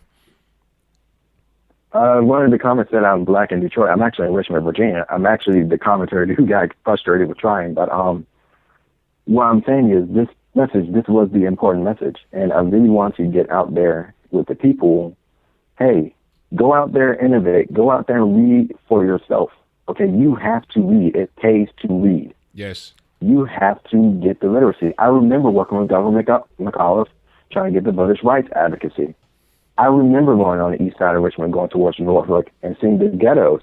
These people are being run down by the Democrats. Mark Warner, people like that. These people, these politicians are ruining our communities. I've been on the streets and seen these things. Yes. Right? And it's not funny, it's sad. I'm seeing old men dying on the streets saying they can't vote because of a felony. You want to know why? Who put those laws in? Liberals. Yes. It wasn't the Republicans. Our Democratic governor, Governor McAuliffe. McAuliffe, yes. He wanted to change that. Guess what happened? The liberal judges in the Supreme Court overturned that. Now it's still a 3 to 5 year process. It was going to be a 3 to 4 month process. I actually had worked with AKA group and Governor McCullough himself for my senior project in high school. These things, this was just last year, these things were working. I remember signing these papers, helping people. So why is it flipped? I don't know. I think it's for people to keep them down, to keep the voice to be hushed, the silent majority, as we would like to call it. But now you look at Trump, the new administration, the new cabinet, this whole thing is going to flip. It's going to go back to our golden days. It's going to go back to where it should have been in the first place. Yes. Hopefully we'll have the original federalism and nationalism, because we're going to need it, just like in World War II. Yes, we were in other countries, but we were focusing on ourselves and the trades therein. Correct. We were not paying tariffs. We were giving the tariffs. Okay? We made money off of imports and exports economically, and we were growing and booming. I remember seeing a picture of Richmond from my dad's pictures. He's been here for a while. How Richmond had all these tall buildings. They're still there, but they're empty. There's a stark difference. There's a staunch difference between everything. Yes. Even with Norfolk was huge. Now it's shrunk. It's barely in the business now. They're besides the naval base. Norfolk is a tale of two cities. Norfolk, if you've been here recently, you kind of understand how it is. Black and white, Jew areas. Exactly. Yeah. It's not the same. Right. So that's all I have to really say. Young black people, older black people, all people alike, you have to read. Read the stuff. Do not sit here and watch TV. You're going to have to Google this stuff. You're going to have to go to the bookstore, go to the library, educate yourself. You have to get the job done. This is what makes America great again. It's you, not the politicians, not Donald Trump. It's you. Get the job done. Create jobs. Innovate. Get it done. All right? Have a great night. Great call, man. Appreciate it. Appreciate it. See ya. All right, then. I just want to say about the last caller, thank you for calling, man. I just want to say before I go to my next call, I appreciate young black men like that, 19 years old, very well informed, very well read. And I say that all the time to anybody that's watching me, especially young black men. Read. That's how I was able to free myself from the Democrat plantation, as we call it. I was able to read and figure out what's going on in the world for myself, rather than listening to what the liberal people in my educational system, the liberal people in my family, etc., would tell me my whole life. You got to be open-minded and be able to receive things from different angles and be able to make your own mind up and come to a logical conclusion. So his advice about reading, being able to research, was 100% spot on. 468, you're on the line. Who am I speaking to? Turn your speakers down, please. Hello? Yes. Who am I speaking to? This is Evan. Say it one more time. Evan, what's going on? How are you tonight? I'm doing pretty good. About yourself? I'm pretty good. So I'm 15 years old. I know it's kind of young, but I've been keeping up with the politics and the Women's March that happened. And I'm kind of confused on why I understand why, but at the same time, I don't. I understand that Trump's a kind of different individual, I guess you can say. He has said some things that's not right and said things that are right, but I can't really pick sides between, you know what I mean? Right. But yeah. I mean, at the end of the day, sorry about that. Appreciate the call, man. I was about to respond to you, man, but appreciate the call. 520, you're on the line. Who am I speaking to? Oh, hi. My name is Ashley. I'm 17 years old, and I just kind of wanted to talk about the Women's March that has happened / going on. I just want to get this real quick out of the way. I'm just kind of jumping into politics now, and what a year to jump into politics, am I right? I mean, yes, the best year ever for politics, ain't it? Yeah, I mean, it's all just a mess, and it's just what are the odds of this being my first, the first introduction to politics? I'm still I still have a lot to learn, especially when compared to older people who know more about what's going on with the world. But excuse me, I'm a little nervous, but it's all good. Take your time. So I live like under a mostly Republican house, and I go to school, and most of the people there are more to the left side. The left side is a little bit louder than the right, especially now. So I kind of have like a mid kind of point of view. So anyway, on to the march. I understand like why people might fear Trump. Like I can kind of buy it because you just watch the news and they're just totally trashing him. And like so many people, they don't really go out of their way and do research and see, hey, Trump is not that bad, or they see that they exaggerate a lot. But like because people don't do that research, I can see where that fear is built from, and I can see why people feel like they need to do something about it. I do feel that people should protest if they do feel like their rights are being violated. However, I feel like this is not really the time or the place. For starters, Trump just barely became president. Like just yesterday, he officially became president, and he hasn't really done anything to really deserve a protest, if you know what I mean. Right. Like he hasn't done anything, and I feel like, and I also feel like protesting should be kind of like a last resort thing, because I have a small theory with protesting. I had a theory that there's no such thing as a peaceful protest, because when you just think about it, all these people come together and they all feel very passionate about their thing, the thing they're protesting for or against. And then like just getting a whole group of people, I feel like just the atmosphere is just really tense, and it just takes one person to freak out, and then all of a sudden you just get this group of people and they're all scared and they're all tense, and it's just kind of like a domino effect, So I had a theory that, there's not really such thing as a peaceful protest. Well, it can be peaceful if people want to be peaceful. If you're protesting, you can do it peacefully. But a lot of these people that you've seen recently, especially over the past few years, you're pretty young.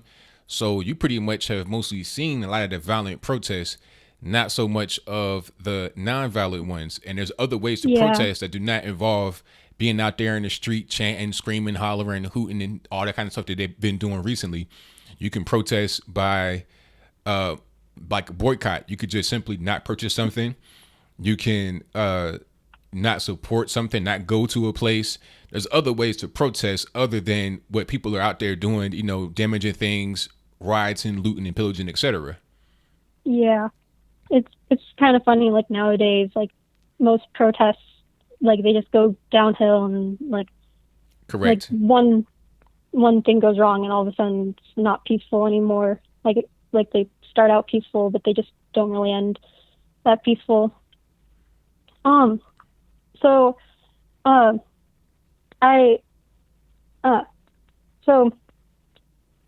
I'm kind of glad a little bit about the Women's March. From what I've heard and from what I've seen, I haven't done a lot of research, if you can even call it that.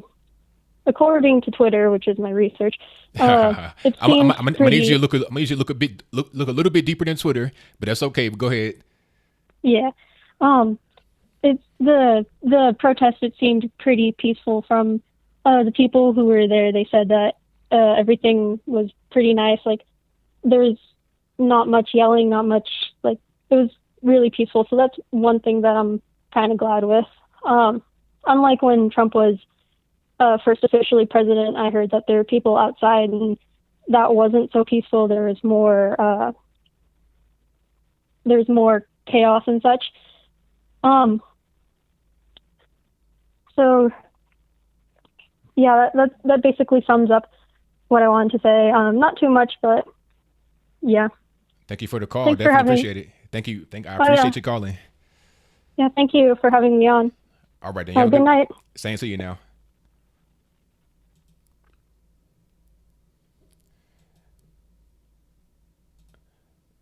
(419), you're on the line. Who am I speaking to? Jake. Jake, what's going on with you? Yo, I'm really hoping America's got Trump. The British have Brexit. All we need is Le Pen in France.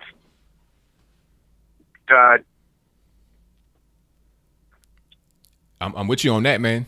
You know, I think and that. Go ahead. It also makes me mad, like, that liberals in this country, they are the most liberal people. They do not embody any values of liberalism whatsoever.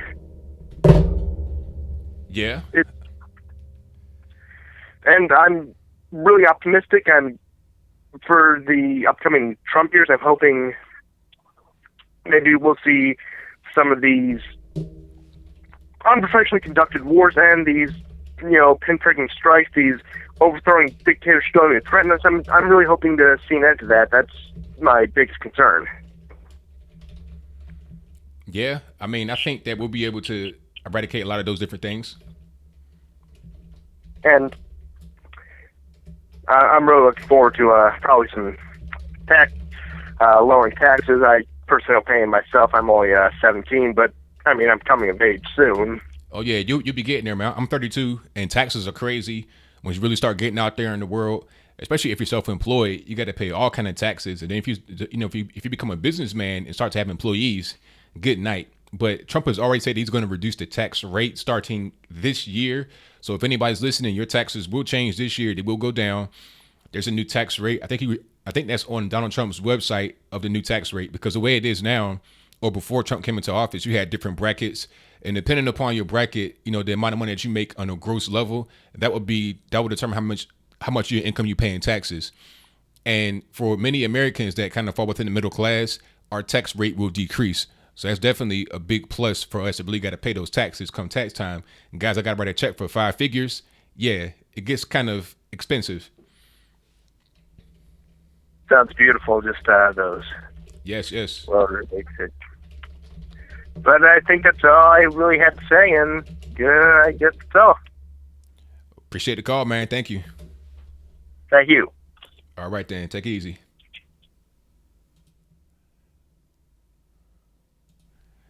(966), you're on the line. Who am I speaking to? It's Osama again. You said what now? It's Osama again. Okay, you called back. All right. Yeah, I'm calling back, man, because it's the battery. So sorry. All right. As I was saying, about the about Saudi Arabia. We're talking about Saudi Arabia. So everybody has this, vision or this look at Saudis. They are so. They are so and so and so. So no, this is not Saudi Arabia. People need to read. People need to ask. You need to sit and ask and know the country, know the people. And by the way, we have values. You have values. And by the way, there's a lot common between us. Let's say as families. This is one value. Everybody respects a family. I know. I've been there. We have our neighbors. We have our friends. There's nothing different between us. I have my religion, and you have your religion. I respect yours. You respect mine. We can move along. And I don't care about other, as I mentioned before, I'm talking about the radical stuff, the way they are looking even at us as Muslims. So people need to look. I'm not talking about Saudi Arabia only. I'm talking about the whole world. Open up. Don't listen to that media. All lies, fake news and stuff. Dig, ask, and thank you. Anthony, you are bringing the truth. You're talking facts.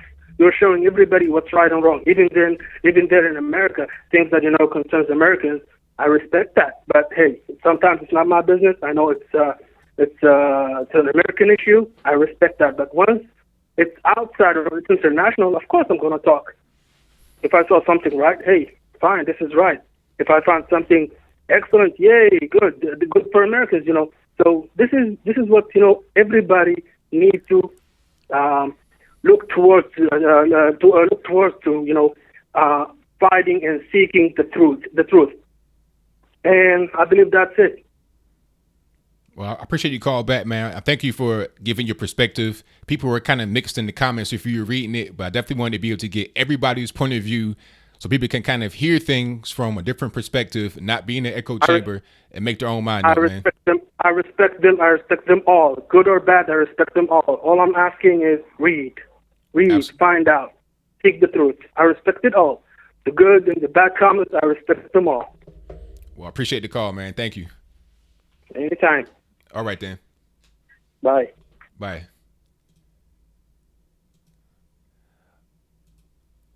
816, you're on the line. Who am I speaking to? Hey, Mr. Logan, this is Jason. How are you doing? I'm doing pretty good, man. How about yourself? Pretty good, pretty good. Hey, I'm a disabled veteran, and I work for the Veterans Administration. I just wanted to call and tell you, how much I appreciate you. You're just such a. I just can't. I love your channel. I watch everything you put on. You're just an awesome guy.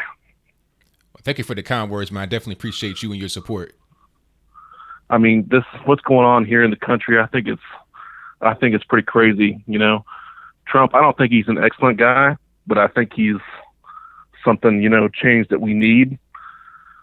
He has said some bad things about women, I guess, but I mean, I don't think he really said anything bad. I think he had the one thing where he was like behind closed doors, but I know I've said much worse behind closed doors. Nobody hears me curse on YouTube, but behind closed doors, people will be shocked if they heard what I said. And I think there is such a thing called privacy. And once that gets violated, I think, if you judge somebody based upon violated privacy, that's unfair. If they say those kind of things in public, then you can judge them all day long because they know that they're being scrutinized by the world. But then when you say something in private, it's like if you are in, just like Aaron Jews when she got caught on candid camera undressing. I mean, she didn't expect for the whole world to see something that some creep did when they put the camera in the peephole. You know what I'm saying? She was behind closed doors. You feel me? Yes, sir. No, I understand completely. He's got some great ideas. I really get along with what he says, but this whole, social justice warrior thing that's going on nowadays, I just can't believe it, honestly. It just boggles my mind how these people act sometimes, and feminists, and I understand what they're marching for. I get it, protest, that's fine. Do what you want. But it's I just think I don't know if there's a better way to go about it or what, but mainly I wanted to call in, and tell you that I do respect you and you have a great channel and what you're doing. I appreciate it. Well, I appreciate you, man. And thank you for your service. I definitely appreciate that as well.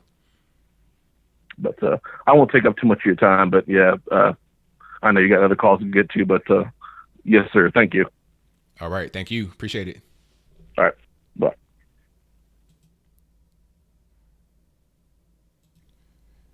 .801, you're on the line. Who am I speaking to? All right, 801, you hang up. Don't get cold feet now. Let me see. 801, you're on the line. Who am I speaking to? Hey, you're speaking to Trey. How you doing? I'm doing pretty good, Trey. How about yourself? Oh, well, I'm doing pretty all right. I just had a quick question for you. All right. So, I would normally consider myself fairly left. Granted, I took a test the other day, ending up more on the right towards the libertarian space. But I was just wondering, as somebody who's coming from more of a left point of view, how would you go about transitioning to a more conservative point of view? Because that's something I'm definitely dealing with right now, and it's a little tricky. Well, why is it tricky for you? Say again? Why is it tricky for you? Well, I mean, it's tricky for me because, I live in California right now, about to move to Utah. But I'm dealing with a lot of people, a lot of my friends right now who are definitely on the left, and they definitely have a very, how do I put it, very forward point of view. They're very much argumentative. They argue a lot, and then the second you start to disagree with them, they start to be very aggressive in their way of thinking. Granted, I'm a big fan of, hey, we disagree, but let's go ahead and move on. We don't need to dwell on this. But it's one of those things that it's a constant thing that I'm dealing with. So it's one of those issues that I wanted to see what your opinion was, what you would do in a similar situation. Well, I mean, I'm just myself. I don't really worry about what others do, and I don't really push my point of view on anybody. I pretty much just live and let live, and I don't really worry about it too much, man. I'm just myself. And, people have difference of opinion, and that's fine. But I try to stay away from political stuff when you're talking to friends. I'm just myself, really, and people respect it. I mean, and that's something that I'm getting. I mean, I'm being myself too as well. But it's just one of those things that you're going to deal with people who just can't tolerate the things that you believe in, and they're not cool with that, so they're going to go ahead and get out of there. And sometimes as a person, I'm like, well, shit, is that my fault, or is that something that I should just let them go away with? And granted, I know the answer to that question, but it's one of those things that people will leave, or they will go do their own thing, or they won't respect you because of your beliefs, but you kind of look at it as something that has to do with you and not with those people. Well, I mean, what are you going to do? I mean, at the end of the day, if somebody does not like you for your beliefs, then what are you going to do? Yeah, that's very true. There's nothing you can do. That's very true. You can't worry about it, man. Just do you. Just be yourself. Like me, I'm not really overtly political in people's face when I talk to them. I'm just me. I don't really put my politics first. That's just pretty much what it is. And if somebody discovers something about me, or they try to confront me about something that I don't really talk about that much in front of them, and it has to be this big issue, then what can be done about that? People fall out, so to speak. People become distant, or they break apart as friends for a variety of reasons, not just political. It could be anything. So you can't stop somebody from doing something that they want to do. If they don't want to be your friend anymore, or if they don't like you, then what are you going to do? It could be because of your politics, or for a different reason. They could just grow apart, become different. It is what it is, man. You can't control or worry about what someone else thinks or does. And you know what? That's very true. It's just one of those things I think I have to work on, and I appreciate your comments on the situation. Just want you to know I found you about a couple months ago, and I'm still a big fan. So thank you very much for answering my question and answering my call. Thank you for the support, man. Definitely appreciate it. All right, you have a good one. Same to you now.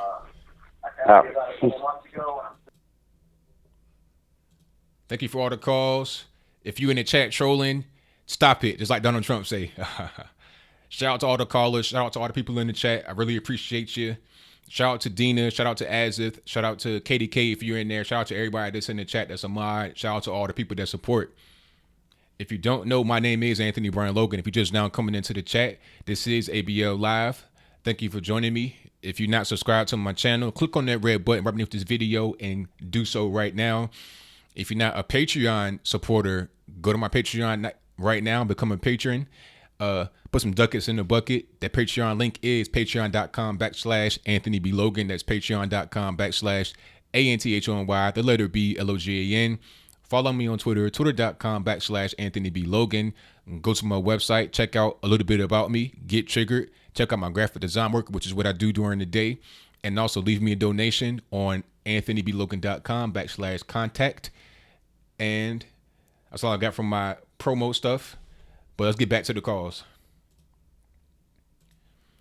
919, you're on the line. Who am I speaking to? 919. No. Come on now, don't get cold feet. 919. You gotta tighten up and be prepared to answer. 703, Hello? You're on the line. Who's speaking? Oh, excellent. I'm finally in. Hello, Anthony. My name is also Anthony. I'm Anthony, what's going on? Yes, can you hear me? Hello? Yes, I can. Don't talk to the stream. Just talk to me on the phone and turn your speakers down, please. Oh, excellent. Of course. Okay, is it echoing still? Nah, you're good All right. now. What's going on? No, actually, I still hear it. Oh, Am I on all speaker? right, hold on a second. Yeah, no, I had some headphones. Open coil headphones. Open coil headphones. I don't know. Maybe my phone just isn't the best. I guess the speaker might be placed too close to the, or the microphone might be placed too close to the speaker on this device. If it gets too echoey for the other viewers, then hey, that's unfortunate. All right, well, we'll work it out. So what's going on? So I recently found your channel. I found your a lot of your commentary to be a bit interesting, and I usually didn't get involved in politics too much. I'm in a group of people where they assume me to be in one side of the political spectrum because I actually suffered from macular dystrophy at the age of 21. I'm losing my eyesight, and a lot of people, assume my political stance, and it's been a bit of a frustrating experience. I definitely hold true. I could see why some people on the left are very upset on the side of the right. I'm the type of person who's had to make a lot of decisions about their health, has really wanted to make sure I weigh in, facts, and, really make sure I, can understand to the best of my ability what's going on. And I felt as though it was really an obstruction, this whole election cycle, to really understanding. I don't really like using the phrase truth as someone who likes science. I look at what does evidence point towards. I mean, every party has some kind of power corrupt statement, whether they're on the right or on the left. And I'm kind of staring at a crossroads here. Looking at how I want to remain centrist, and right now I'm really looking for some good sources. What really brought you into looking at politics and looking at it from a very calm, collected. Let me show you a real world example, and I want to invite a discussion. What brought you into this sort of, I guess, outlet of communication? Okay, so are you asking me how I came into being how I am as far as, being cool, calm, and collected as far as politics and just being kind of on the right? Correct. Well, I mean, I've always kind of been the same way, as far as just how I talk and how I am my whole life. And I've always been kind of conservative socially, but not politically. As I started to read and research more, and, by profession, I'm a graphic designer, and I've always been self-employed for about the past decade. I've been self-employed. So excellent. Yeah, man. So just being out there in the field, dealing with regular everyday people that have to pay taxes, people that have real problems they got to overcome, trying to meet payroll and stuff like that. When you're really behind the scenes, you understand how things go. The average person does not really interact with those that really behind the scenes and make things run and make things operate, as far as how you get your money, how businesses run, the marketing, the promotion, all that kind of stuff. See, I was able to see that, and I understand these people and their particular plights. So I was able to kind of empathize with that and internalize it. And that kind of just led me to just doing a lot more reading and research and understanding much more of our nation and the world as a whole. So that kind of got me to the conservative part, but I was already kind of had my same personality. So people, when they talk to me, if they hadn't talked to me in a while, they may kind of expect to try to confront me about some political issue. But then when they talk, it's just like the old times we had before when I was on the left, because I haven't really changed personality wise. I just got more knowledge. That's all. Right. And that's definitely where I'm coming from. And you were talking about the whole graphic design, even with the district stuff, I'm studying IT. I actually had some IT certifications, looking really at that fine level, behind the scenes. And I remember my initial engagement, with IT. I mean, a few years ago when I was in high school, I definitely found myself a bit more left-leaning, just because with some of the legislation that we saw pushed through or attempted to be pushed through, and I was a bit worried about how the internet was going to be managed. I think the internet is a fantastic tool, even though I'm sure as a content creator, there's a lot of absolute garbage out there from people who kind of, I don't want to say just want to waste time of content creators, but they just they like to spam forums. They like to spam video comment sections to the point where some people have to turn off their comments, otherwise YouTube will take down some of their content. But what I'm looking at right now is gathering some information, and I want to tell people here who are worried, I don't have a lot of time to take a step back and really read in-depth books. As someone who's visually impaired, there's a lot of really great, audiobooks. And if you're stuck in a commute, rather than listening to, your favorite music, listen to a book and really enrich your knowledge base. And I think what you said earlier about, keeping that same personality, virtue is true. I don't really care if someone is a diehard conservative or if someone is, the SJW that everyone paints themselves out to be. If someone is in, need of help, or they say, they come to myself personally and say, hey, I really, want your input on something, I'm going to give them an honest input, and I'm going to try to operate looking past the political disputes that may arise between people. I'm with you. I'm with you on that, man. I don't mean to cut you off, but I gotta get to some more calls. Thank you for the excellent. call. I definitely appreciate you, man. All right, excellent. Thank you so much for taking the time to listen to my call here and on Meet the Stream. All right, Dan. Appreciate it. Thank you. 919, you're on the line. 919, you got to tighten up, man. You got to when I don't hang up, man. I pushed the button twice for you, and you fell off. 520, you're on the line. Who am I speaking to? Hey, Brian. Hold on just one sec. Come on, man. You gotta be ready, man. What's going on? Sorry about that. I just want to take this opportunity to say, you're awesome. Thank you. This is an honor, honestly. I'm 20 years old. I live here in Tucson, really close to the border. And you see a lot of ignorant Hispanic people thinking that this political thing is a racial thing. And I think it's pretty funny. But, coming from, I'm Hispanic, so a lot of people trip out when they see that I'm a Trump supporter, and they think I'm a self-hating Mexican, which, again, I have to also explain that Mexicans aren't even a race. I don't know and a lot of viewers know that, but it's actually a nationality, just like American, which I am. Exactly.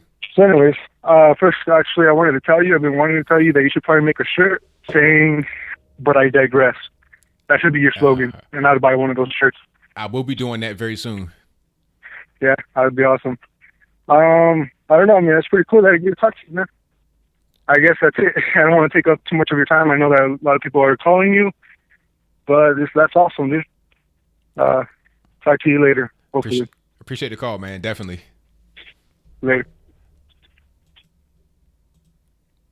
All right, guys. I'll be right back. Give me about 5 minutes, a little bit less than that.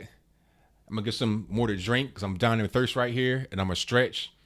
Enjoy some of this good instrumental music. Now we'll return. So don't go nowhere. Talk amongst yourselves. Shout out to Dina. Shout out to Azith if you're still in the chat. Shout out to all my mods. I definitely appreciate you. But I will return.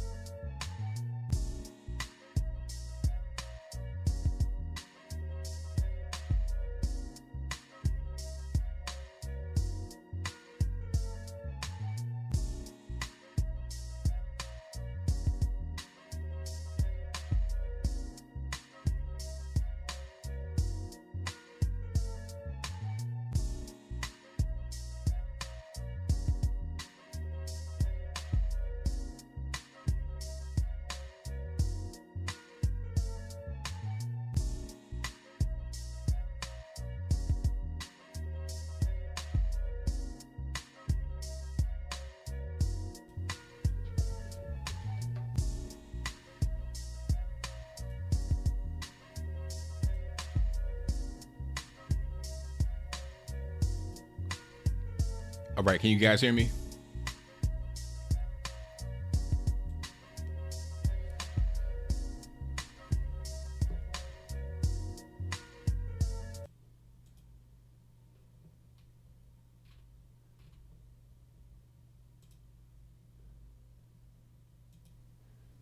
Two 1-3. Can you hear me? Oh my God! I finally got through. Yes. Hi. Can you hear me? I hear you now. What's going on? Oh, nothing, dude. You're a unicorn, man. I came across your channel a couple months ago, and I love you. You're adorable, and you're just a sweetheart, and you're so smart. And it's really cool to see another black person that's thinking outside the box. Can you hear me? Yes, I can. I had on the wrong headphones, which was embarrassing, but I definitely, okay. I definitely appreciate you for your kind words. I definitely appreciate that. Yeah, dude, it's so good to see that and it shouldn't matter, but it does because, like we're put into this box that we have to think a certain way and be a certain way. And then when we step out of that box, we're like a horrible person. We're a coon. We're fell out, And sadly, I think we're the main ones that are keeping each other down, So it's so good to see somebody. Anyway, I'm gonna stop buttering you up. But what I wanted to say is, I was watching the Infowars interview this lady that was a Trump protester yesterday, and I think it was Owen Shore was asking her. He's like, "Well, why are you protesting Trump?" And then she would say, "Oh, because he's the white male," the standard spiel, right? Yes. And then she turns away and she mutters under her breath, "I was raped by a white male." Now, I had an insight after that because I'm just like, you know what? A lot of these people that are out here acting crazy, I feel like the system are taking their like fragility or their trauma and they're using it. They're manipulating them. You know what I mean? They're not like, first of all, like they're not taking responsibility. Not saying that if something bad happened to them that it's their fault, but they're like they're like directing their anger in the wrong places. They're manipulated to direct their anger and their trauma in the wrong places. Yes. 100%. So a lot of these people that are mad at Donald Trump and they're finding petty stuff to be mad, they're really it's their own problem that they haven't resolved. It's like this immaturity. I agree with you on that. Does that make sense? I was saying that earlier. You're 100% correct. I was saying that earlier. Okay. I missed that. I came in late. Oh, no, it's all good. I mean, but you guys, a lot of the viewpoints that are, your viewpoint, you're not alone in your thoughts. Like the guy was talking about it, how people would try to say things about white men or whatever that have happened in the past. And what I was saying is that people are just kind of taking whatever kind of thing they got on the inside, whatever kind of personal insecurity, and just, placing it upon people and saying, okay, this is why I hate all of you. And it's like, well, what does your personal problems you had or issue with somebody like one individual person have to do with an entire group of people? It has nothing to do with it. You're just trying to take your own anger and assign it to this whole big idea that you can hate.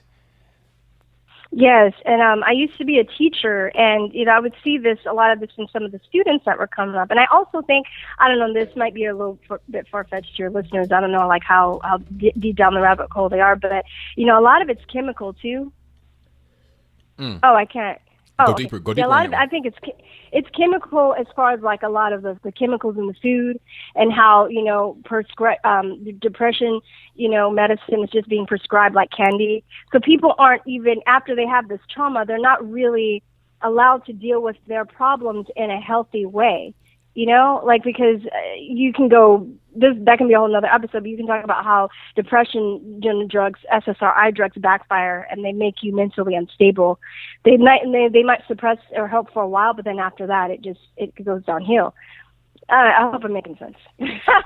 Yes, you are making a lot of sense. I think people, when they get on these drugs, it's like it's really it's fixing something, but it's causing other problems.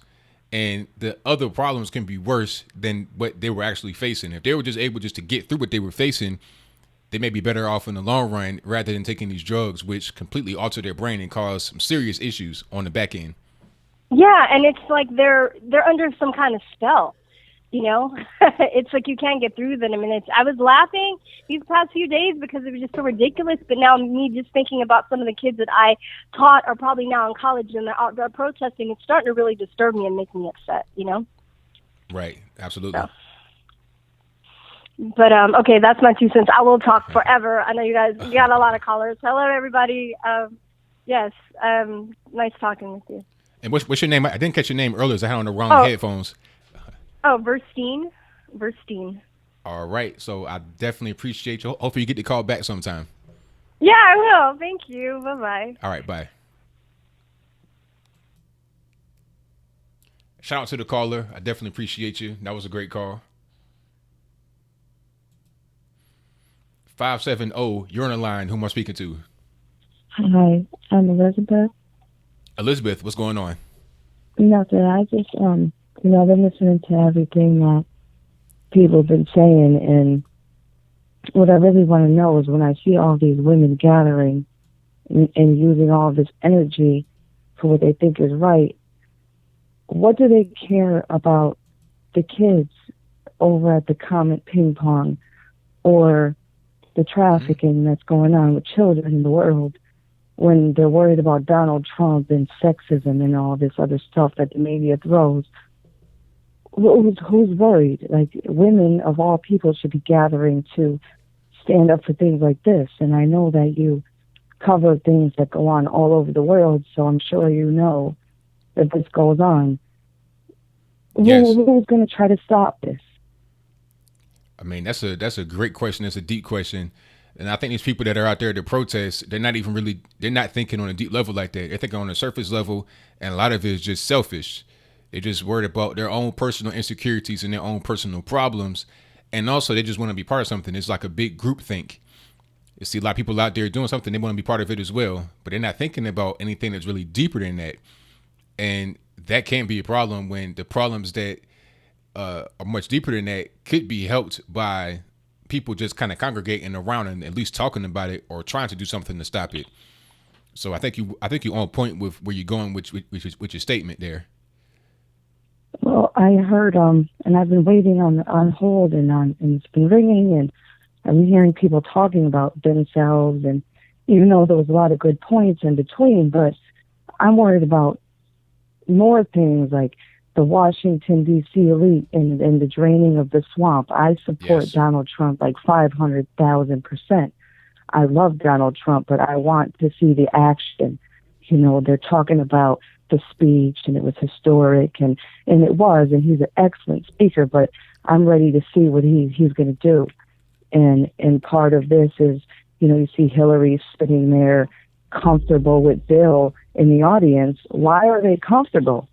And people are protesting Donald Trump. He has to fear his life when these people are just sitting there. I'm not comfortable with that. Yeah, I mean, I think you're correct. And I think that what you're getting at here is just 100% correct. And that's part of the reason why people voted for Trump, because they're tired of the same old song and dance. These people that are allowed to just be out here masquerading as, people that champion human rights when really they're the biggest human rights violators. So I think that there are much more important things to be concerned about than having the Women's March and all these selfish things that people are out there protesting about. Yeah, it's called Projection 101. Yes. And that's what they're doing. Donald Trump is this, Donald Trump is that. They're worried about what people are wearing. Smoke screen of racism. I'm an interracial married couple for over 10 years. And, we deal with all of this, but that's not the main thing here. That's not the main thing. The main thing is the babies, the soldiers. How do you just let soldiers die? Like, how do you do this? But people are organizing against Trump with Beyonce of all people, and we don't even need to go into all that. I'm sure all the listeners know what these people are about. And I think that's what women should gather upon, is to go against things like this that are putting ideas into people's heads, making people crazy, turning people into zombies, poisoning children with pretty much porn on TV. Yes. And we don't need this. We don't need this. But I guess women are getting behind it, painting their faces, Trump is not my president. I think that's disgusting. And that's really all I'm going to say. I digress. Well, thank you for digressing. Thank you for your call. I definitely appreciate you. You had a lot of great comments in it. and I'm sure the chat will definitely appreciate you as well. Yeah, well, 100%. Everybody who voted for Trump, Trump is our president, and let's save these babies. I think that's the most important thing. Absolutely. Thank you. Thank you for calling. Thank you.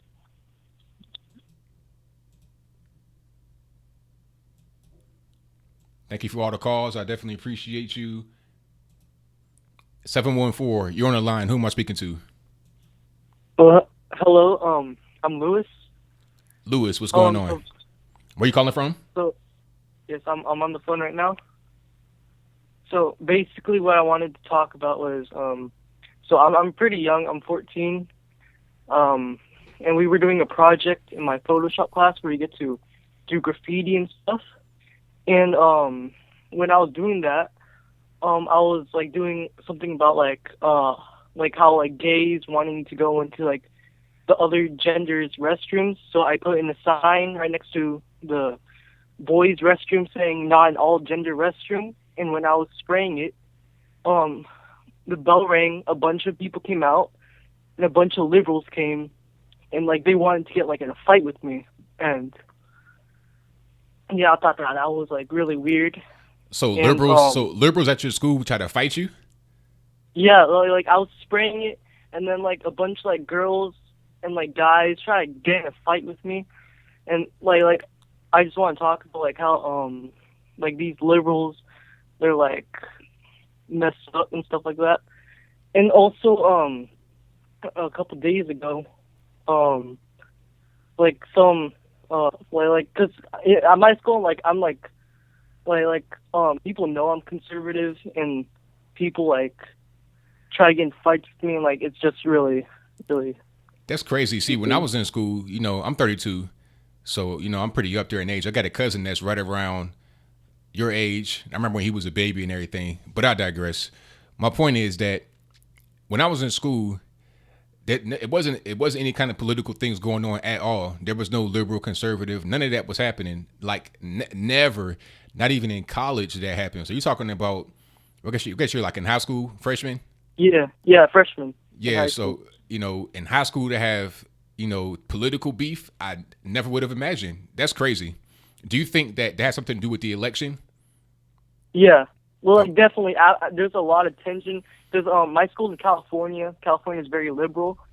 Yeah, after Donald Trump's election, I brought my Make America Great hat to school, and like yeah, there's like just a lot of tension going around. Like even like teachers are giving me like bad looks in class. Wow, really? Yeah. Man, that's crazy. It really is, and it's really just, I don't know. I think the media is behind a lot of that. Do you see a lot of these kids that are in your school? Are they on social media a lot and talking about these things? Yeah, definitely. They like even on my they even come on my Instagram. Start talking like yeah, trying to get. See, that's probably the main source of a lot of it. People go on their Instagram, they go on their Twitter or whatever other, you know, whatever you guys are using, and they get fed a lot of misinformation, a lot of bad information on that, and then they go home and then they watch TV. And if you're in California, you might be in like in a liberal area or whatever. Their parents, they're liberals, talking to their children, and then they're watching TV and they see all this stuff that the mainstream media, a lot of the fake news that the mainstream media, CNN, et cetera, that they are pushing. And that's having an effect on just regular everyday people. They don't understand that. They're thinking that they're just trying to get ratings. They're trying to get viewers, but they're having real world impacts on regular people, kids going to school, you know, people going to work or whatever it is. So it's really unfortunate. But you know what? I think a lot of that tension will start to die down as the next thing comes along. Because if you know, like I know about social media, it's all about, you know, what's the hottest thing right now? What's going on today? What's going on the next day? And then when you see Trump start to perform well, I think a lot of that stuff will die down. But for now, people are just triggered, their butt hurt, they're upset. So it's gonna remain for a while, unfortunately, man. But I say just keep your head up, man. Hold your head high, man. Don't let nobody, you know, try to fight you and tell you that you're not doing the right thing. Because at the end of the day, when you become my age, you'll be in a position to where they got to work for you. So that is what it is. All right, thank you. Thank you for the call, man. Appreciate it. Okay, thank you. Bye. Bye. Yeah, that's crazy, man. Shout out to my man who called from Cali. my man in high school. That's crazy that you got political strife in high school. I never experienced anything like that throughout any of my, middle school, high school, elementary school, college, nothing. Never.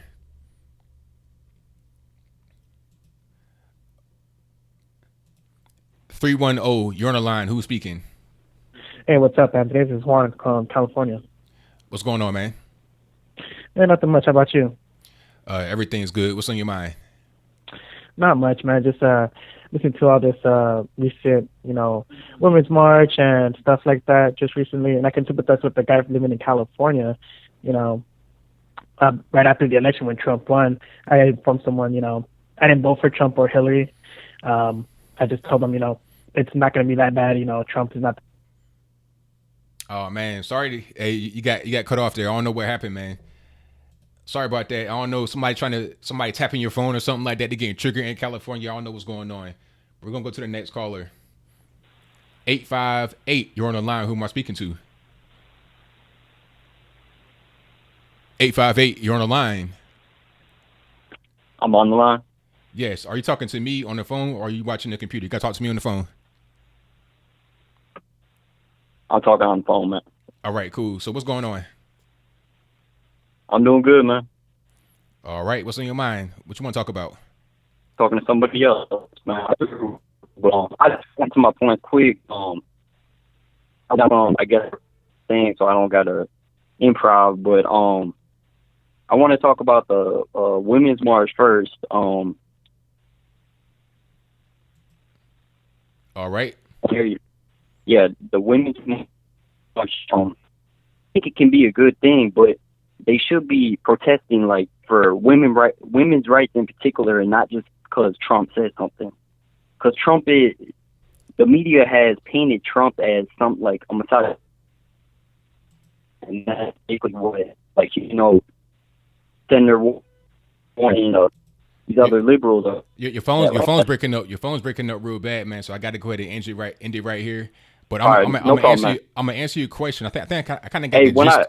I kind of got just your question. When I get Go ahead, man. Hey, I'm sorry. Your phone's breaking up a little bit too bad. I didn't mean to hang up on you, but your phone's breaking up way too bad. But I'm going to answer your question if you were in the chat. I think I just talked about that a little while ago. People should be focused on real issues about women's rights. And I think one person was actual feminist, the whole blue hair shebang, the whole get down, the feminist. She was kind of hefty a little bit. And nothing against the big girls. I like all women, but I digress. But she had the whole feminist appearance, and she was a feminist, but she was pro-life. When the people that were organizing the march, I think it might have been a national one or a local one, I'm not quite sure which, but when they found that out, they disinvited her and her group. So if it's about women's rights, then why not all women? And why's it got to be about a selective group of women that you want to support? See, that's why people are kind of like going away from the left, because they see how, they're not very inclusive. They want to just include people that adhere to a very specific code of conduct and a code of ethics according to what they deem as presentable. So that's the answer to your question. I apologize for hanging up on you, but your phone was really just, not really doing what it was supposed to be doing. 919, you're on the line. Who am I speaking to? Oh, Gavin from North Carolina. Gavin from Carolina, what's going on with you, man? Nothing much, man. Nothing much. Good morning, by the way. So what's your opinion on the whole election system, with the two-party system? It's not perfect, but it's what we have. I think for the average person in America, I think it's probably best that you only have two parties, because if you got people between a bunch of different parties, I don't think the average person would be able to do it. You need to have a more educated and intelligent electorate to be able to get something like that going on, to have like 4 or 5 parties that can actually be viable in an election. Because realistically, you have more than 2 parties, but nobody really talks about any of the other parties. And also the thing about the money that is involved with it. I mean, even that's part of the problem right there. It's hard to get other parties funded to be able to get the visibility, to make people aware of them and educated enough about them to make a decision. Yeah, I think it's ridiculous the amount of money you have to run for president. we have third parties, we have fourth parties, we have all these parties, but nobody knows a thing about them. You have Donald Trump, who ran for president, and he's not a Republican conservative, but he ran as a GOP because that's the only way you can get your voice heard, Correct. But, it's to keep the masses ignorant. If there was more than one party, people would have to do research. Parties would have to work together, form the alliances, if you could call it that, But it would make it a whole lot more interesting, is what I think. Yeah, I'm with you on that. I agree. I'm a libertarian, die hard, but, and with all these protesters, Donald Trump was, I think he said it, but he said he wants, a standard paid maternity leave. He's the only guy to have ever said that. Correct. But yet, they want women's rights. They want their voice to be heard when they don't sit and listen or even wait for him to actually do something. Right. Yeah, that's a great point there, because you got people talking about women's rights, is that and the third, but they don't want to actually acknowledge some things that he's doing to help women's rights. They don't really want to talk about that. And also, Ivanka has gone on TV and talking about how she wants to have equal pay for equal work, but nobody brings that up. They want to downplay Ivanka, and they want to talk bad about her. So you got a point there. Yeah, he even said how he paid everyone equally in his company. Right. But, the tax records. Well, Hillary Clinton doesn't pay anyone equally. Exactly. Yeah. It's all over now, but they can't move on. Do you remember, Bush's election? Apparently, the psychiatrists were, treating, Bush disorder. And now we have it all over again, but all of them are rioting in the streets, doing all this crazy shenanigans. Yes. It's insanity at its finest. Well, it's getting late, and I'll let you go on, Well, good night to you. Thank you for the call. Appreciate it. Thank you for having me. Bye. Bye. All right, I'm going to take a couple more calls here. I'm going to end in about 5 minutes. Thank you all for being here. I definitely appreciate you. I might take a couple more calls. They're going to be kind of quick, so if I brush you off the phone, don't get triggered. I'm not trying to be rude or mean. I just got to keep it moving. 310, you're on the line. Who am I speaking to? Hey, what's going on? I'm calling back. This is Juan. All right, Juan, what's up? All right, man. I was just about to get to the march thing. I kind of feeling different about this, but I do feel like some of these people don't know what they're, marching about when they talk about women's rights or stuff like that, because, a lot of women do have rights. But I do think that a lot of them are looking for just for the approval that, yeah, you're doing a good thing, just to post it up on Instagram or on Facebook. Yes. Juan, I don't know what's going on with your phone, man, but you got to tighten up. But thank you for trying to call back and get back in the mix. But I got to get to my next call, and I'm almost done. 718, you're on the line. Who's speaking? Turn your speakers down, please. Oh, hi. I'm calling about is this the ABL Live? Yes, it is. Turn your speakers down, please. I heard hi, feedback. I'm Hallie. I'm Hallie. I'm calling from Brooklyn, New York. And turn your speakers curious. down. This might be a ma'am, point, but ma'am. Yes. Turn your speakers down, please. Hello. Turn your speakers down, please. My speakers down? Yes. Talk to me on the phone. Don't talk to the stream, please. Oh, wait, just a second here. Let me turn this off. Sorry. Okay. Sorry All right. about that. I'm new at this. Okay. It's all good. Okay. I was just curious. This might be a moot point, but I'm looking at these people and I'm wondering, is it Trump that they really hate, or is it maybe or is it any Republican? Would they have reacted this way to any Republican who got in? Is it or is it he's a father figure or something? I feel like there's something maybe symbolic, subjective. It's not just Trump. You could just stand there and breathe and they'll react. But I don't know what your feelings. Do you think is it they're just angry that it's Trump himself, or is it, you know, like, because I've never seen such a reaction. Even when Bush got in, I never saw this level of protest, the magnitude or intensity. Do you think that if anybody else, Republican or even a woman Republican, had gotten in, would they be reacting this way? Well, no. If it was a Democrat, it would be okay. It's a Republican, but it's also more than that, because when Bush came into office, you didn't have this. What's happening is you got social media playing a big part. Yeah, that's true. Because let's be clear, the march was a Facebook post that blew up and went viral, and now you have marches all across the country.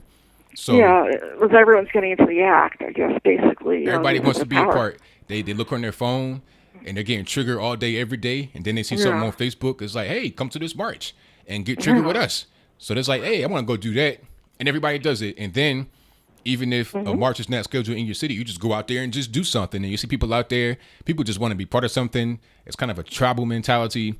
Trump is just the excuse that they use to go out there and do that, and they just put whatever kind of insecurity they got on the inside just out there. Now, some people are out there for a good reason. I will say that. I don't want to just dump on the whole thing, but the majority of people that are out there doing wrong and just wreaking havoc, they are not out there for Trump. Really, they're out there for other reasons that are just because of personal issues. Really. Yeah. That's true. They seem to have many of them. I mean, but it's just so disturbing, the number. It's true. Some might just be youthful. You know, we were all young and crazy, but I'm just wondering what, you know, there seem to be so many issues, and he seems to have touched so many. But yeah, it's interesting to get your perspective. Yeah. Okay. Thanks a lot. Yeah, I enjoy your show, by the way. Really.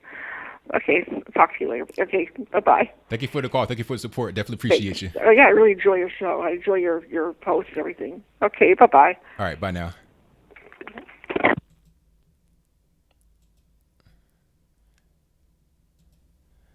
(727) You're on the line. Who am I speaking to? Hey, this is Ryan from Duluth. All right, Ryan, what's going on? Too much, man. Love your YouTube videos. Just nursing a sprained knee here, listening to the stream.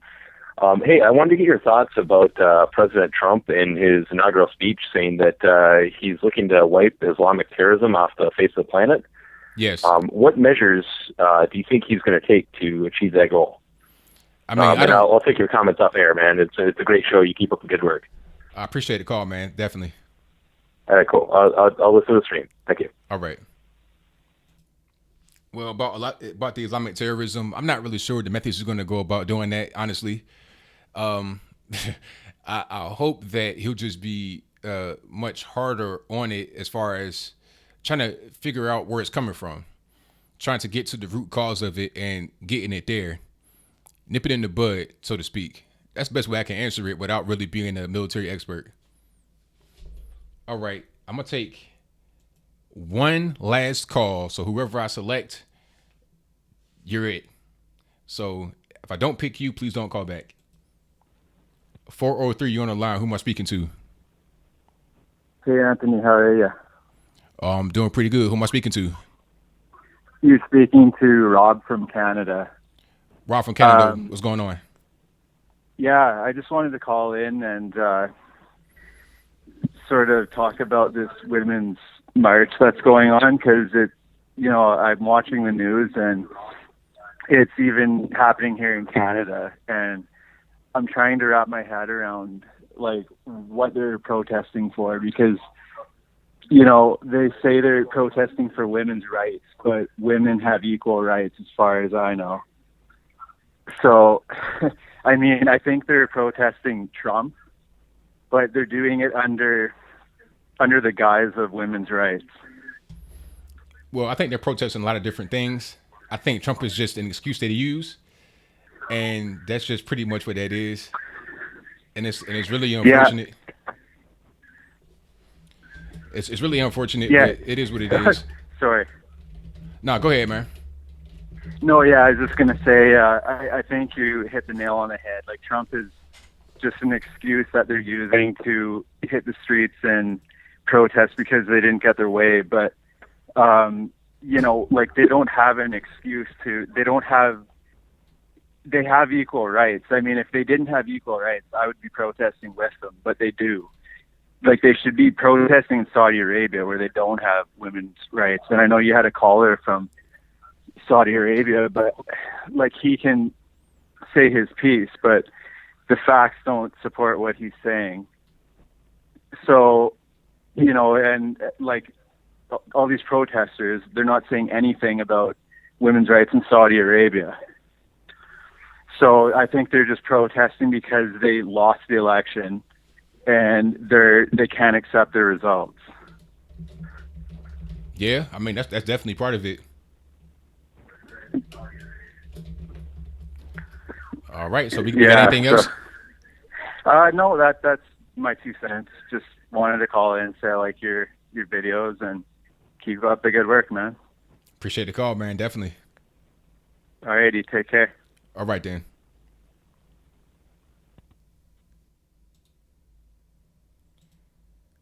All right, that's going to be a wrap for my show.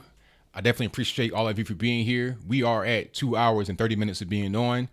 So when this, you know, when it posts, I want to be able to have it to where it's not too big of a size and everything to people to listen to. Thank you to all the mods, Catherine K, Dina, and Azith. And if anybody else in there that was a mod, I definitely appreciate you. I didn't see you. Shout out to Omar. Shout out to all my callers. Shout out to all the people that's been participating in the chat. And shout out to all the viewers. We got 301 watching live right now, but I got to end the show sometime. If you're not subscribed to this channel, please do so. Look underneath the video. Click on that red button for me right now. If you're not a patron, go to my Patreon and become a patron right now. Put some ducats in the bucket. $1, $1 million, whatever you got in your pockets. Link, I'll take it all. That's patreon.com/Anthony B. Logan. That's patreon.com/ANTHONY, the letter B, LOGAN. Twitter.com/Anthony B. Logan. And also go to my Facebook, search for Anthony Brian Logan. And that's pretty much all I got. I thank all y'all for being here again. I will be coming back next Saturday, right around 9 p.m. We're up late right now, so I had some technical problems earlier, but I've resolved all that, so we good to go. So that's pretty much all I got. If you want to send me an email, also go to my website, anthonyblogan.com, and go to my contact page. You can also donate on there, send me an email, do whatever you got to do. So I'll see y'all next time. I'm out. Peace.